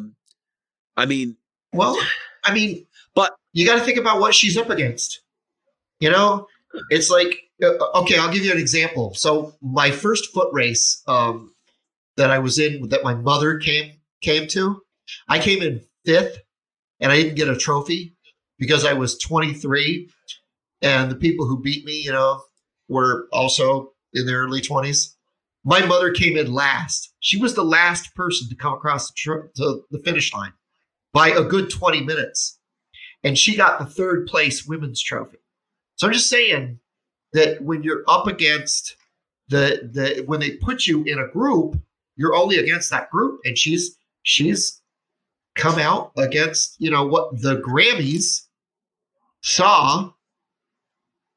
I'm just talking reality here. No, I'm not laughing at you. Saying, I'm not laughing. Women are slow. I'm just saying. Jim's giving me crap because he thinks I'm laughing at him. But when I tell you next in a moment, you're gonna need adult diapers. It's gonna happen. Probably. You're gonna have to let me take a pee break before I go.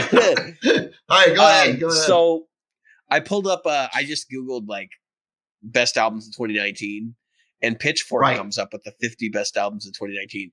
So it's in reverse order. So I go down to the bottom right, and I don't recognize any of the top 5 really, except maybe Lana Del Rey, which I haven't heard this record, so I can't really say anything.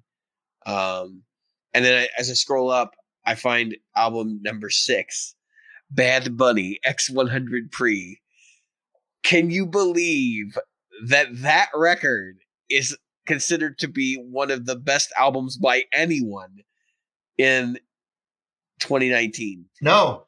I'm at number 38. I'm still scrolling down, and I have not seen a single person. Well, Mannequin Pussy is number 35. Just want to put that out there for you guys. Because obviously they should be Beyonce. Attacked. There's somebody I recognize. Attack them. I don't like it, but I recognize it. Slow Tie. I don't know if that's a band or if that's a restaurant, but they've got a record. Hey, Bon Iver. I haven't heard of any of these people yet. Mike. I do know a Mike, so maybe I know that guy. Billie Eilish is on the list, 21. Oh, wait. Ariana Grande. Unfortunately, I've heard of. It's funny because the ones we recognize them because they're like kind of infamous. Awful. You know what I mean? Yeah. Like Ariana Grande, isn't she the little Australian girl who thinks she's tough? And she's like 3'2" and 23 pounds soaking wet. I'm just saying. Nick Cave. I want to say I've heard of. I just. Oh wait, I've been to a florist, so maybe I know florist. But we're gonna sound so ridiculous when this comes out. Like, oh my god, I'm sure these records are super popular with a certain group of people. I've heard of the name Vampire Weekend, although I don't know them. It's a good thing Kim Gordon got a good picture of her behind. You're making the assumption that that's her. Yeah, me too. Billie Eilish. Yeah, Billie Eilish. She was on Eilish. I still say that if you only have one consonant between the vowels, then the vowels are long. So Billie Eilish, learn how to say your name correctly. Can I point out something? What? This review indicates the one thing that I've been saying about how they select pop stars all along, because they select them. Okay, that the record companies select them. Make no bones about it. This is a rigged game, right? The public doesn't select them; they select them. That's how you get people like Milli Vanilli. If you go through this thing, and the last sentence says Eilish's career is going to be fascinating to watch how Eilish's career unfolds. In 10 years, she will still be well under 30. In other words, the important part about this is that she will have 10 to 20 years worth of music upcoming, and that we should all pay attention to it and buy them all. Just food for thought. Huh. Okay, so I recognized 4 or 5 names in there. Lana Del Rey, as you said. What was her name? Beyonce. Yeah, and Bon Iver. I recognize Bon Iver. And only Billie Eilish, because everybody going crazy about either loving or hating her at the awards. I don't hate her. I just don't think that she's got anything relevant. But if I'm looking at this top 50, good Lord, what the heck did they have to choose from? Some of these names, I'm like, really? And some of these album covers in today's society? Yeah. Seriously? Yeah. I'm thinking. It's kind of messed up, right? Yeah. I'm thinking, how come I haven't seen anybody going, oh, you can't do that? I'm coming at you because I'm a social justice warrior. I just don't get it. Well, that's how I felt about the Joe Morgan interview. Was like, we're going to jump all over, was it Ryan Adams for the for the Jedi boy touching scandal. No, it wasn't the Jedi boy. It was the Jedi wife touching scandal or whatever. That's what they call it. Dave Chappelle reference for everybody. We basically like destroyed that guy's career because he had been accused of the Me Too movement, which justifiably probably was Ryan Adams? a jerk. Yeah. I forgot where I was going with this. So we jump all over Ryan Adams because of this. Joe Morgan basically compares amp modeling to regular guitars and says it's just like pornography, folks. And like I know it's not a sexist thing, but who does he sell his amps to? Because we know the primary market for boutique amplification is praise and worship, and nobody even noticed. I think the thing is, okay, and I'm not attacking that part of it. I think that the thing he's talking about is it's a person behind the curtain cannot touch it. What he's saying is when it comes to the most base analogy, which indicates the quality of his character and how much he knows his market. It indicates his level of his ability. You're coming at this because you have an English background. He's a simple guy who works on amplifiers. He probably didn't go to college for anything beyond like an associate's degree in electronics, which isn't exactly going to make him Mark Twain. Okay. A friend of mine and I were talking about getting the F word out of my standard speaking. Yeah. You're a sailor. Good luck. I said, yeah, I said to him, I said, well, where the hell am I supposed to use I said, what word would you use in place of the F word? He goes, maybe no word at all. And we were talking about it in a serious way. We weren't joking around. And the thing is, because of some of the stuff that I'm doing for self-improvement, but for the most part, I've used it, in just about every, adjective, adverb, noun, descriptive thing, in anything that you can every think of. Portion of the English language. That's right. And so, and not that I don't have words outside of it. It's my go-to word sometimes, depending on the people I'm standing with. I don't do it in front of children and stuff like that, unless it was my own kids. Yeah. I was just gonna say. Yeah. Anyway, yeah, I didn't give up at that point. But the point is that my kids didn't grow up using it as a all around word. It didn't come into their vernacular right away. And when they did use it when they were little, they didn't know what they were talking about. But it went out as soon as they knew. But the point is that he used an analogy that he hoped would reach a wide variety of people. And like it or not, pornography exists. We all want to drape a black shroud over it in our lives, but it's there.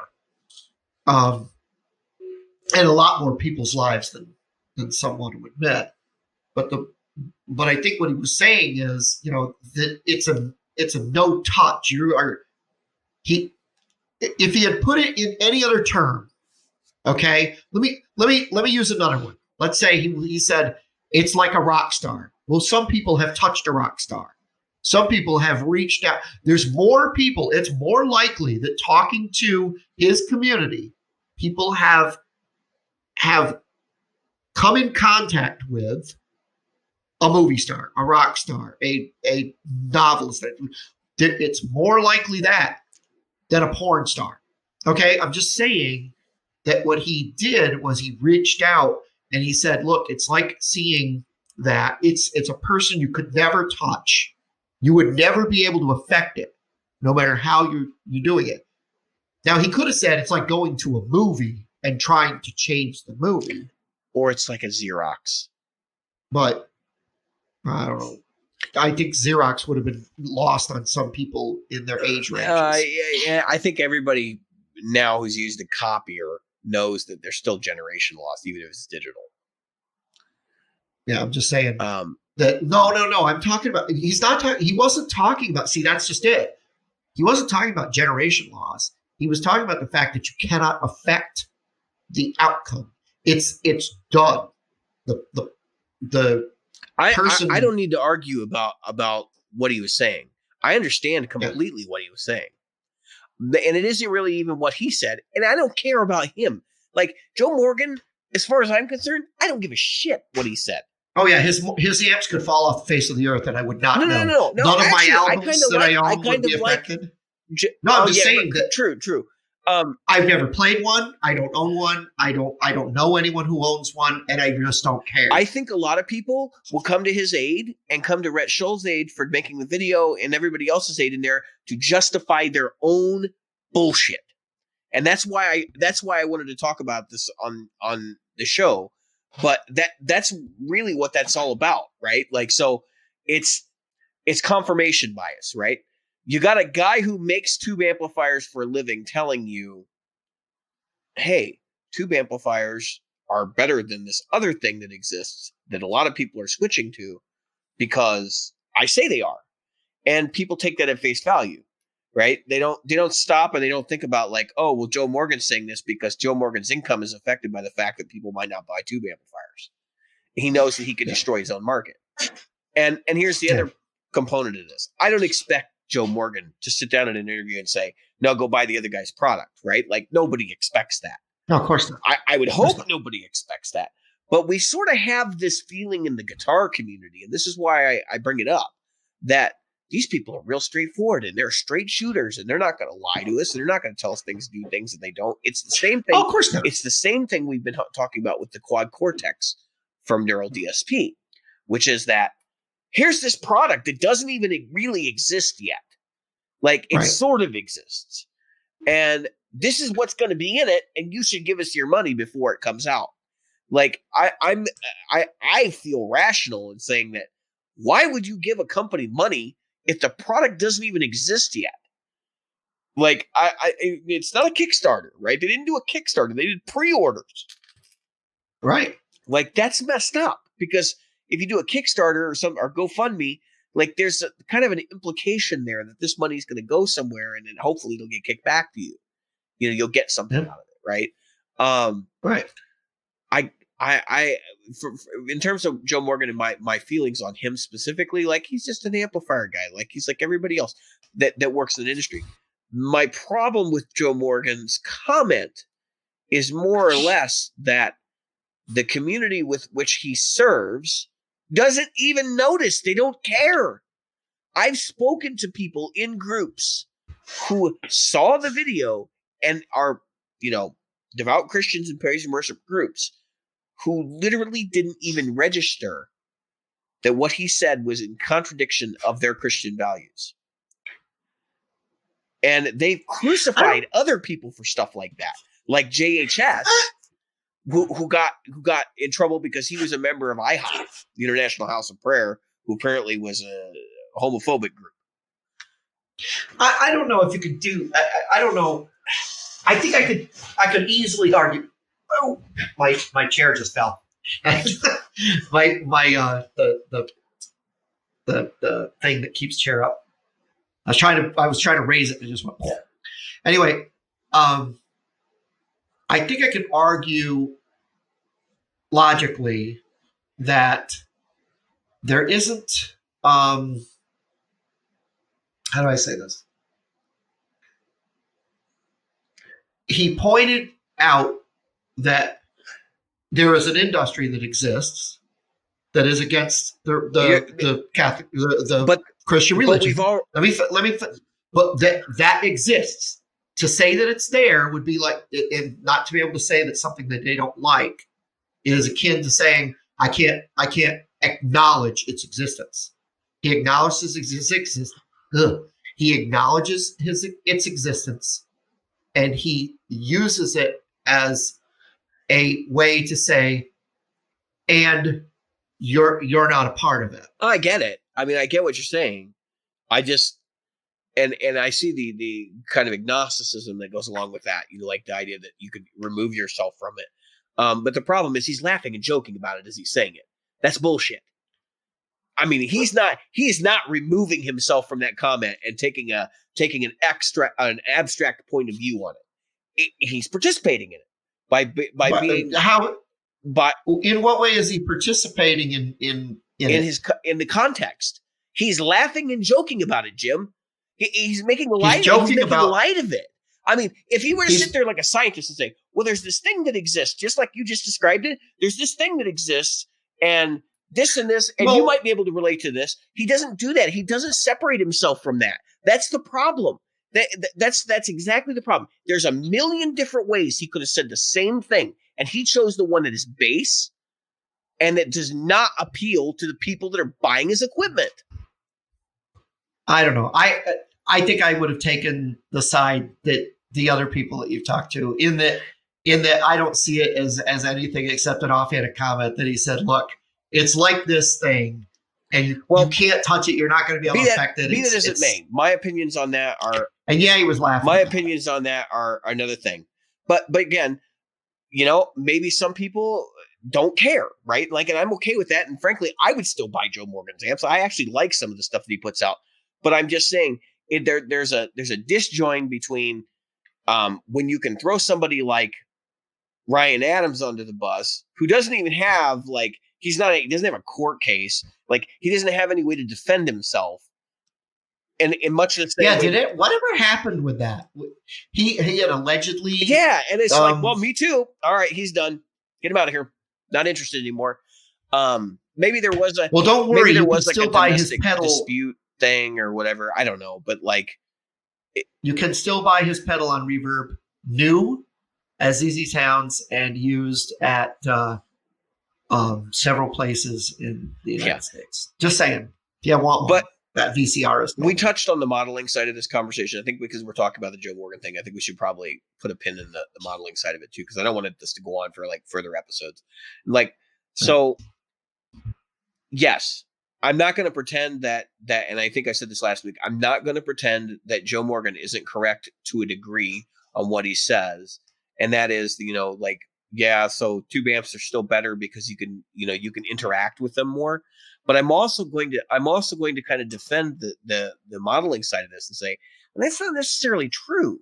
I mean, the current generation of products that are out there, it's like your Axe FX3, your Kemper, and your Helix stuff, offer almost, at least in the Helix case, almost tube-like feel. Like in the sense that they really do react to your picking and stuff in a way that is consistent with your typical tube amp. Do they match the models they're emulating? In the Helix case, I would say no. They're not exactly the same, but they're close enough that in a gigging situation you can get away with it. And I don't think anybody's going to be batting an eye about using them in the studio either. And people are using these things in the studio. There's a reason for it. But anybody who says that, you haven't played a Kemper. That's pretty clear to me at this point, because if I were them, I would be running scared that the Kemper is going to take my job. Now, granted, everybody says, and this is the argument I've heard in the Kemper groups, is like, well, you still have to make tube amps so that the Kemper can model them. Yeah, but the technology exists already. You don't have to make them in mass. They're making a lot more money selling one-off tube amps than they would if they were to develop a prototype to be profiled and then sell the profiles. Do you know what I'm saying? Right. Or even if they started developing it in software and use the Kemper to fill in the gaps, that technology. Well, it's like the drug companies, pharmaceutical companies. There's more money in taking care of people who are sick than making people well. Yeah. So, I mean, I don't want to demonize, and let me make this very clear. I don't want to demonize people like Joe Morgan or Dave Friedman, which, by the way, we were having this whole conversation on Joe Morgan's comments. Let's not even talk about Dave Friedman, because let's just leave that out, because that is a person who is sexist. If you look at the names of his amplifiers and stuff and the behaviors that is associated with those things, yeah, they're kind of tongue-in-cheek silly stuff. But at the same time, it's like, dude, that's actually disrespectful if you think about it. I'm just throwing that out. Says the man who wants a Dirty Shirley. But anyway. I don't want a dirty Shirley. I talked about what was buying the one you wanted? The brown eye? No, the pink taco. Oh, the pink taco. I mean, yeah, I would buy one, but that's embarrassing. I'd probably put tape over it, especially in certain playing scenarios. So I'm not. I'm obviously not going to buy a pink taco. Like I've changed my mind on that, but I always refer to it as the PT-25 or the PT-15 or whatever it was. And again, you could the Pete Thorne. Yeah. But anyway, so I mean, I agree. Remember, we gotta take sides on these things, and I listened to what they said, and I knew what they were going to say. I mean, of course, the thing really, like I said, you'd be dumb not to. I mean, I'll tell you what ticked me off. It was that Rhett Shull goes, and they're probably going to say things that will surprise you. No, not a gosh darn thing that they said surprised me in the least. No. Each one said, "Yup, they're out there." They were very, very careful about how they said, "Oh yeah, if you like them, they're good, but they kind of suck." Well, the way I phrased the narrative was more like, I only play my amplifiers. Like that was kind of like what I was perceiving the conversation to be like. I think the results of the conversation between each one would have been the same if you walked up to one and said, the Morgan amps, blah blah blah, and But what do you think about people that play real Marshalls? Well, I'm sure he would have come up with something about pornography that would have also had to do with the fact that a JCM 900 isn't as good as his. Yeah. No. So I want to stress this. It isn't actually what he said. It's the fact that the community didn't react the way that they do to everything else that happens. Man, if I had a dime for every time I thought, it's just like when somebody like to me, and of course I'm not a woman, so I hope someone lets me have a little pass on the fact that I may be ignorant in this. But when a woman like what the heck's her name? The achy breaky heart daughter there, Miley Cyrus. When somebody like Miley Cyrus comes out and says, people are this person is sexualizing. Miley, shut up. You do this for a living. You are one step away from porn by yourself. Yeah. I mean, don't talk to people about sexualizing for money because that's what you do. But anyway, I mean, I don't understand why people don't grasp. It's obviously a bigger discussion in that there are people who spend their lives, they lie to you for a living. They convince you that they are Thor. They convince you that they are the red-headed.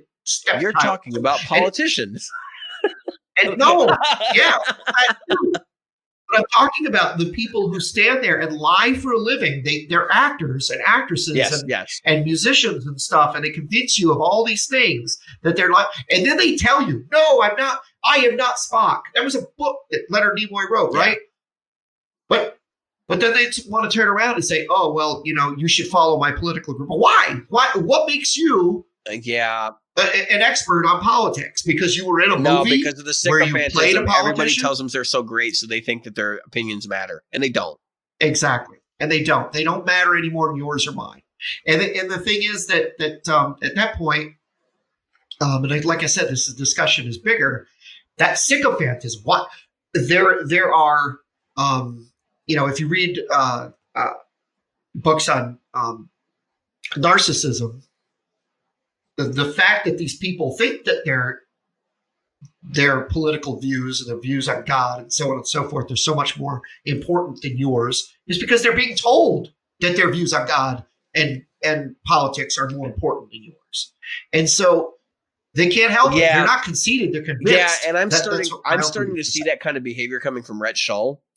And it's really kind of funny because he's got divided by 13. He's got that divided by 13. He's got some other amplifiers and stuff that he uses live, but he's been using the Kemper and the Helix for a number of years in live contexts, and he's not really using them much anymore. He uses the HX Stomp and something on his fly rig, and then he has like the HX effects now that he uses for like a pedal board. It's a very small board, and then he has he just runs it in the loop and whatever. Four cable, gets everything he wants. And it's Yeah. really funny to me because when the Strymon, whatever the amp modeler they just put out was, the Iridium came out, he was like Iridium over everything else. Yet he's still using the HX. Yeah, he's still not using it. He's still using cut the shit, man. Like he's playing the game, man. They all are. They all are, and that's my point. Is like, so here's a guy that's doing gear reviews and trying to give people honest information. And he has videos like, should I get the Kemper or should I get the Helix? He does videos like this, or the HX Stomp versus the Helix Floor or whatever. And I look at these videos and I go, you're not trustworthy enough for me to actually care. And what your outcome is. I saw a video with RJ Rinquillo. Yeah. Who he went to NAMM, and at NAMM, one of the pedal builders, I can't remember the name, Vertex Effects, the guy from Vertex. Josh Scott? Does that sound right? No, he is not the guy from Vertex. Who's the guy from Vertex? I don't know, but he's a jerk and nobody likes him. Well, I'm not saying I don't like him. I'm just saying that. Is he kind of a heavy-set guy that tends to wear shirts that are too tight? Jackass. Because that's who this guy was. Yeah. He's the one that attacked Robert Jackson. I don't know who. No, that's Z-Vex. You're not talking about Z-Vex. You're not talking. Yeah, that's Vertex Zachary Effects. Vex. Yeah, he is a jackass. Yeah, based on my interaction with him, I have a personal story. You want to ask me? You can send me a message. I'll tell you about it. I'm not going to talk about it on the show, but he and we go way back. I don't have nice things to say about him. Yeah. So Vertex Effects. You mean Z-Vex? Who the heck it is? You mean no? Who is? Yeah. Oh, now I'm in the wrong place. Who's Zachary? Vertex. Zachary Vex. You're talking about Vertex. Yeah, but who's Vertex? I don't remember the guy's name. He does pedal boards for people. I can probably find it out. Because he builds back pedal boards, right? Yeah. Anyway, he built this pedal board for RJ. Mason Marangella. Yeah, Mason Marangella. Okay. There's the video right on Vertex's site, by the way. Vertex Effects blog. He's got it up there for February 7th, 2020. Okay. Anyway, so he builds this thing, and then this is what really ticked me off. So we talk about being practical. We talk about you don't need tons of gear on your board and blah blah blah. And then I'm going to send you this link and look at this board, because all you got to do is look at this link. You don't even have to watch the video to see. All you got to see is the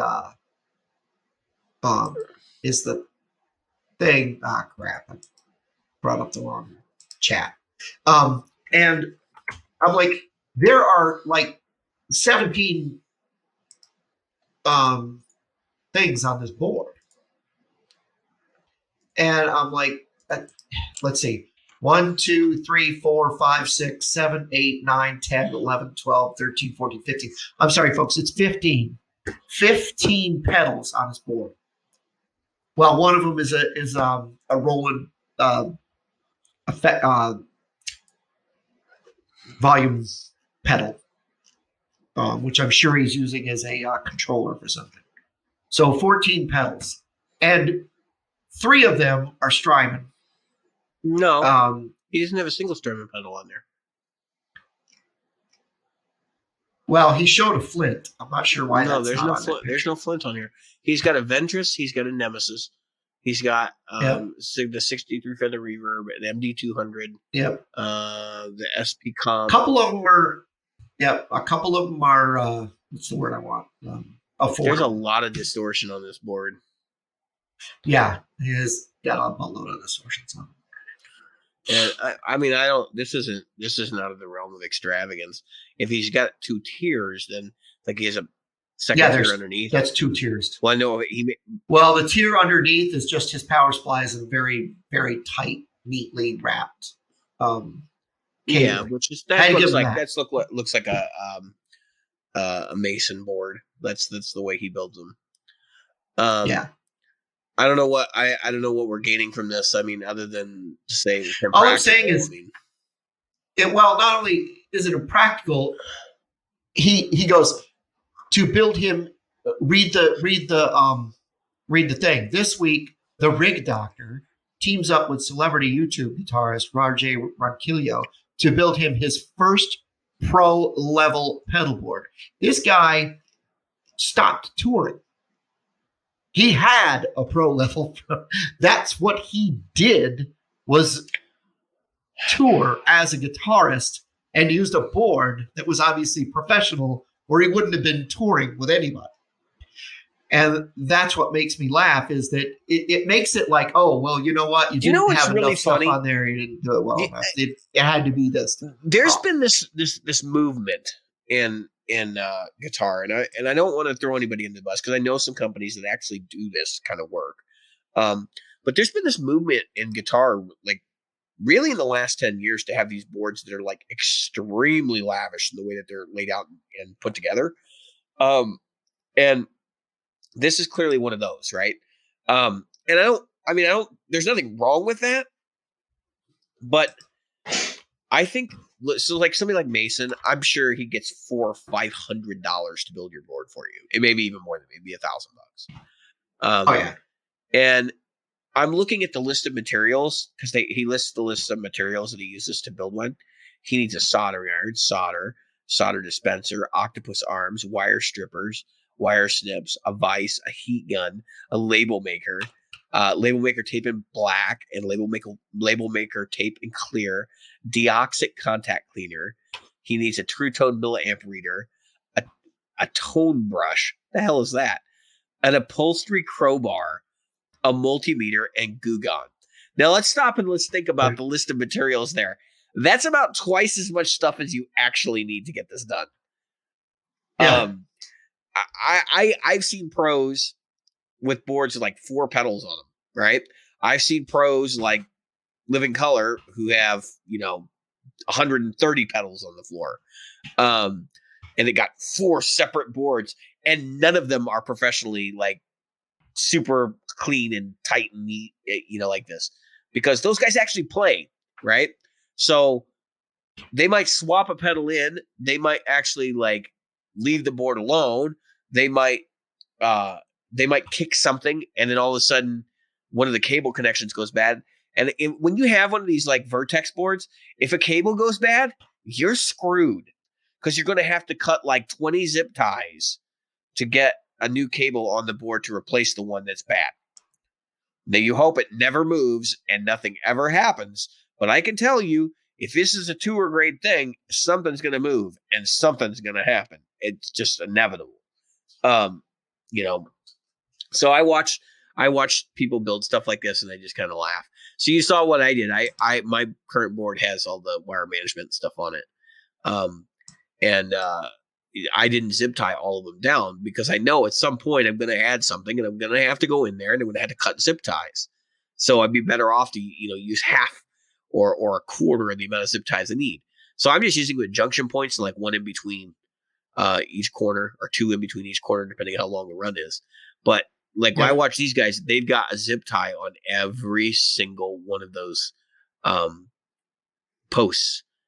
And you're like, that would be nightmarish to ever touch that board again. So I guess it just goes in a box. Like when you decide you want to switch the pedals, it just goes in a box, and it goes into your bed, and then you buy a whole new board with all new pedals and start over.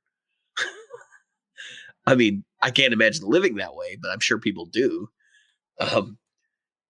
Obviously the true like touring professionals would not bat an eye at doing that, because they probably have stuff like that in storage, in cartage or whatever. I don't know. I'm so tired of the guitar celebrity thing. I'm tired of the YouTube celebrity thing. Somebody like Red Shull, Ryan Kilo, or RJ Ronquillo. I thought it was Ryan. RJ Ronquillo, and there are others. I mean, even Tim Pierce to an extent, do not represent the reality of a regular guitarist. When you watch, go ahead. Yeah, I had to kind of laugh, because Tim Pierce is he's a PRS endorsee, right? Which is fine. He's a PRS artist. No. There's no problem with that.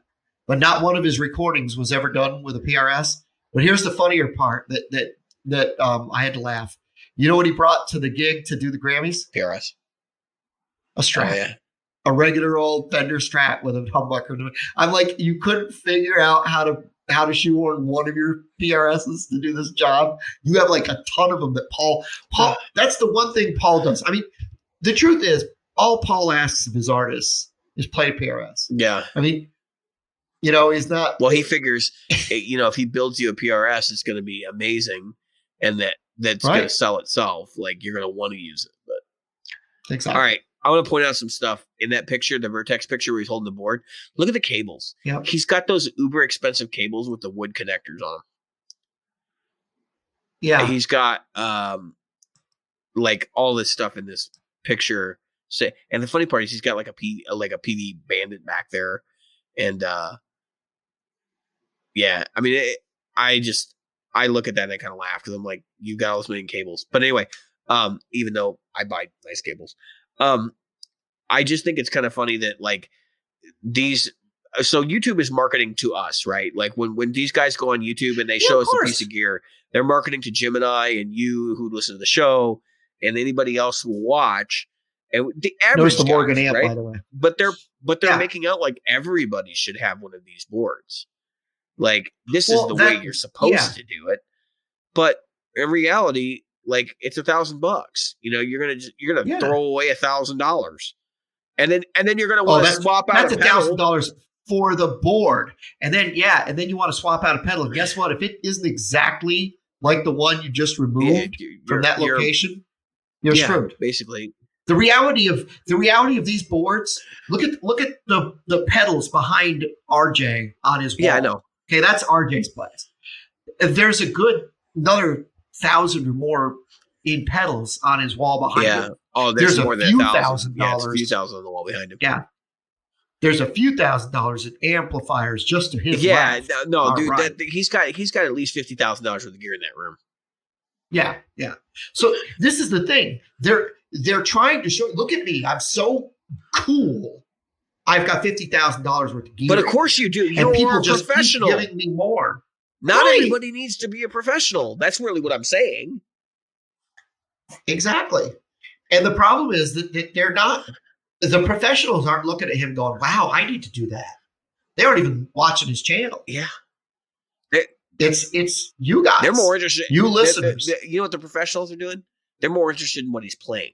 They're not going to watch this and even care about the gear because they're like, "Oh, I got my stuff. It's already done and set up. Like I don't care." It's like the guy that, and I know we've all met somebody over the years that's like this, but it's like the guy that got he got his Marshall in the 80s, and then has not looked at another amp since. And it's like it's good enough. Like even now, it's still good enough. He might have a couple of pedals, and they're like the same pedals he's had for like the last 15 years. And just doesn't. Yeah. Those are the guys you want to play with because they're not concerned with all the little like stupid stuff. You know, they're more interested in playing the instrument. You know, That's beware of the man with one guitar. Right. I mean, the fact is that you know, love him or hate him, Angus Young, it's going to be a Gibson SG or a Gibson SG. Yeah, I mean, and it's going to be a 61 Gibson SG, and it's gone through several paint jobs, but it's the same damn guitar. And it's going to be Marshalls on the back line, 50 or 100 watts. Yeah, and that's it. Yeah, and if you take a guy like you know, there's so many. Brian May, he pretty much plays the same guitar all night long. He switches off once or twice. I'm going to kick my own ass. I'm going to say something that I know I've argued against in the show. This just goes to show you I'm going to represent myself for the truth of what I am. And I play devil's advocate on this show a lot. I've been playing it tonight. You do. Yep. I've been playing it tonight. I've been playing it really well tonight as well. Yeah, you're doing a great job. Because I'm not sure. I'm sure Jim's not really even sure where I lie on some of this stuff. But I'm laughing because I'm just thinking like I have been the guy that's always historically argued for do what makes you feel best. Like, you know, do what you want to do. And like all that stuff. But I think we place way too much emphasis on tone being in gear than we do like tone being in technique and in attitude and how you like literally just approach the instrument and understanding that you can do simple stuff without spending any money to make yourself sound the way you want to sound. And I think that this whole industry, this gear industry that we talk about a lot on the show, is geared around making people believe that you really can't play unless you have X. And it's so funny because now that I've like reached the point where it's like I'm not even excited about gear anymore. I've got what I need, and I can get the sounds I need to get the job done. Like I'm more focused on actually playing my instrument than I ever have been, and it's been that way for a year now.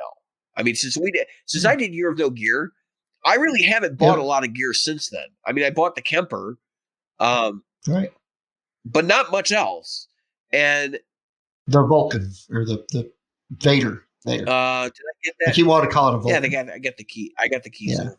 I didn't get a Vader. I have a Zeus. Zeus. But I got the Kiesel and I got the Kemper, and I haven't really done a whole lot of other stuff. And you got your pedal back. Yeah, I mean, there's that. I mean, I'm not saying that's a big deal, but I mean, my point is that, but not really a lot. But my point is that it's like that's not as important to me as like actually being able to get some gigs and playing out. And this is I should have talked about this last week when Nick was on the show, but those parts of the conversation are really, and I know we're hitting a long time here, but those parts of the conversation are really important. I think I'm hitting an impasse where I finally realize like the gear is just a way to make things happen. Like it's not right. It doesn't dictate what, and it might dictate to some extent what's going to happen, but it doesn't dictate like what I'm going to sound like. I sound like me regardless of what gear I play through. And it's not necessarily the sound I hear in my head, but do I actually need that as much as being able to express myself on my instrument? Right. I brought up the RJ thing also to point out, not that I'm putting down RJ going to kill you. Believe me, I'm not doing that by any stretch of imagination. He then played through like 4 different, gain and distortion pedals. And I was like, RJ, you really haven't changed that. The tone hasn't really changed enough that in a mix, I would notice it that much. I mean, if it was a studio thing, yes, I would notice it. But if it was a mix that I was hearing live, it wouldn't do anything for me. So again, I've gotten to where, I've got the 3 guitars. I've got enough guitars that are going to cover everything I need to do. I've got 2 more guitars that I probably need to cover everything I want to do. Which just tells you I really only need to be a 1 guitar person. But then I've got the amp and the pedals that I need. So I think just like what you're talking about, you saw the video I put up, folks, for the Telecaster and the Gray Lakes pickups, right? I wasn't even using a pick. No, I know. So that whole thing is done with my fingers. When it looked like I was using a pick, I was actually just using the corner of my index finger, right, where I tore off which I do regularly, by the way, the corner of my nail. And I didn't change anything on the amp. All I did, because I wanted to show what the pickups can do, what you can do with minimal stuff. It was my fingers and me rolling on and off the tone and the volume of the guitar, and that was it. Nothing more than that. Yeah. And of course, switching the pickup selections, but that's what you're supposed to do. Yeah. Well, what was amazing to me was that was the Katana. Yeah, and that was a Katana. A Katana 1, folks, not the 2. The same damn thing. I gotta go and get the 2. Oh my god! No number 2. Yeah. Not that I'm putting down the number 2. Now it's the only thing you can get. Katana, who cares? But the point is, you don't need to run out and get rid of your 1 to get the 2. And you'll notice that a lot of times I got that sound, that attack, just by rolling back a little bit on the volume and lightening up on the way that I played, what part of my finger I used. So it's really, if you go back and you listen to it, I know I got some flubby notes in there, but the fact is that if you listen to it, I got a lot of clean tones. That was the distorted channel. I was using the brown channel on the amp. Yeah. Well, I mean, I guess I don't really have problems with people that are willing to buy gear and do these things and have these big extravagant boards and pay somebody to professionally wire them up. And actually, I wish I could get somebody to help me wire my two. I consider doing mine, like going and getting it done, and I actually had a quote and everything done. And I honestly, the reason why I balked, well, number one was I didn't have a ton of money at the time, but that wasn't actually the reason I balked. The reason I balked is I'm like, part of me is like, I want to be able to buy a pedal here and there and throw it on the board and not have to worry about that kind of stuff.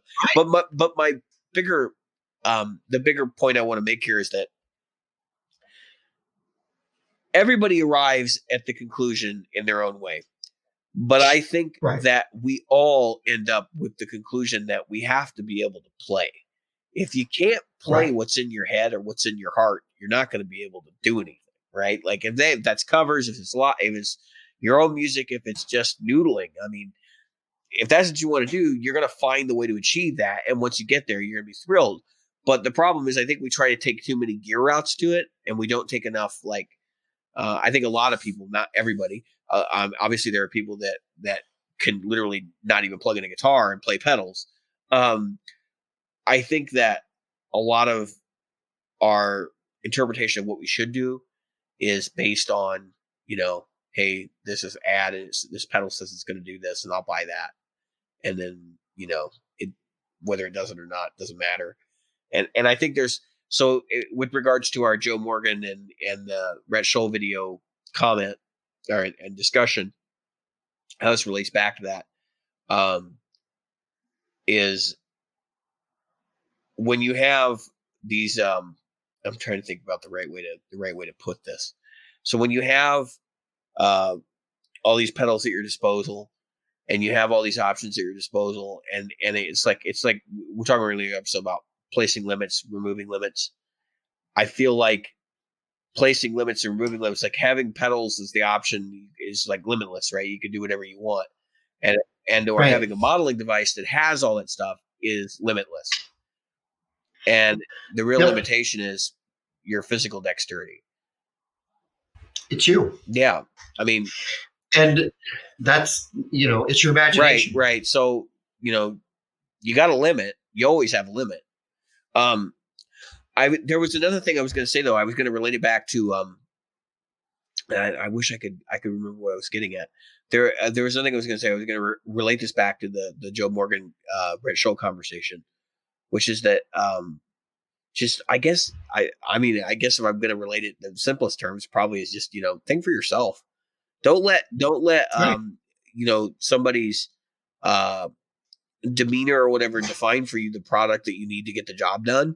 And don't get so caught up in the product that you think that it's going to redefine something for you, like as a player. Like that's, unless your thing is specifically gear. Like I was talking about the guy that literally plays his pedals without a guitar plugged in, which we know those people exist. And it's fine. It's a valid form of expression. But like, that's probably the only time where the gear is going to dictate what you're capable of doing. Right. Well, I think when it comes to the process of creating, like you were talking about earlier, we're bringing this all full circle, is that you create with what you have. When you look at a lot of famous musicians, especially from the era of me or before. So I was watching an interview with James Burton. They asked why he played a Telecaster. And it was a one pickup Telecaster. You know why he said he played a one pickup Telecaster at that time? Because it's all he could afford. So I think James Burton did okay. Yeah. Just say it. So I want to, put our caveat at the end of this, and that is that if that's your jam, like if that's what you like to do, you enjoy gear like that, for sure, go and pursue it. But just understand that, you don't necessarily have to pursue that to be a good guitar player. Right. I'm just saying that you can enjoy it and it might bring joy to other people, but it's not necessarily like fulfilling the guitar side of things. You know what I mean? Like, I think guitar is a multifaceted hobby. It's like a hydra. You got playing on one side, you've got gear on the other, you've got community on one part of it, and I certainly see how you could get fixated on one of those heads, and I guess that's what I'm really getting at here is that we don't really want to be fixated. You're better off if you can, kind of divert, unless that's a particular part of what you're trying to do, and artistry, yeah, and that whole thing, obviously that's going to dictate this whole conversation. Right. Yeah, I don't know. I guess we can wrap it up. You got anything else you want to add, Jim? No, I think that we've said it pretty well. I don't think that there is a magic bullet pedal or anything like that that's going to get you where you want to be. But we should next week talk about some of the things that if you want certain things out of your instrument, you're going to have. Yeah, that's actually a good idea because I can already think of a few things that are coming into play. But I mean, I know people that play with. I mean, what I would turn my nose up, but that's me being a cork sniffer, and I'm freely willing to admit that I do have biases. I do, as far as the devil's advocate thing is concerned, I do lean more towards accepting modeling, I think, than most people do. I've had a really good experience with the Kemper that has basically set me straight. Like, if you remember the early days of the show, I was not that keen on modeling. Like, I had the Helix, and I was the first to admit that it is not as good as the other gear I had. And I tried to make the most out of it, and it ended up getting sold, right? But I'm sure there will be a point in my future where I'm like, I'm done with the Kemper and all this, but I'm not there yet. And the fact that I'm not, this has lasted more than some tube amps have in my possession, which that's pretty telling. And I've had some good stuff in my possession just prior to starting the show. So anyway, I've been David. I've been Jim. And tonight we've been the Practical Guitarists. Yes, we have.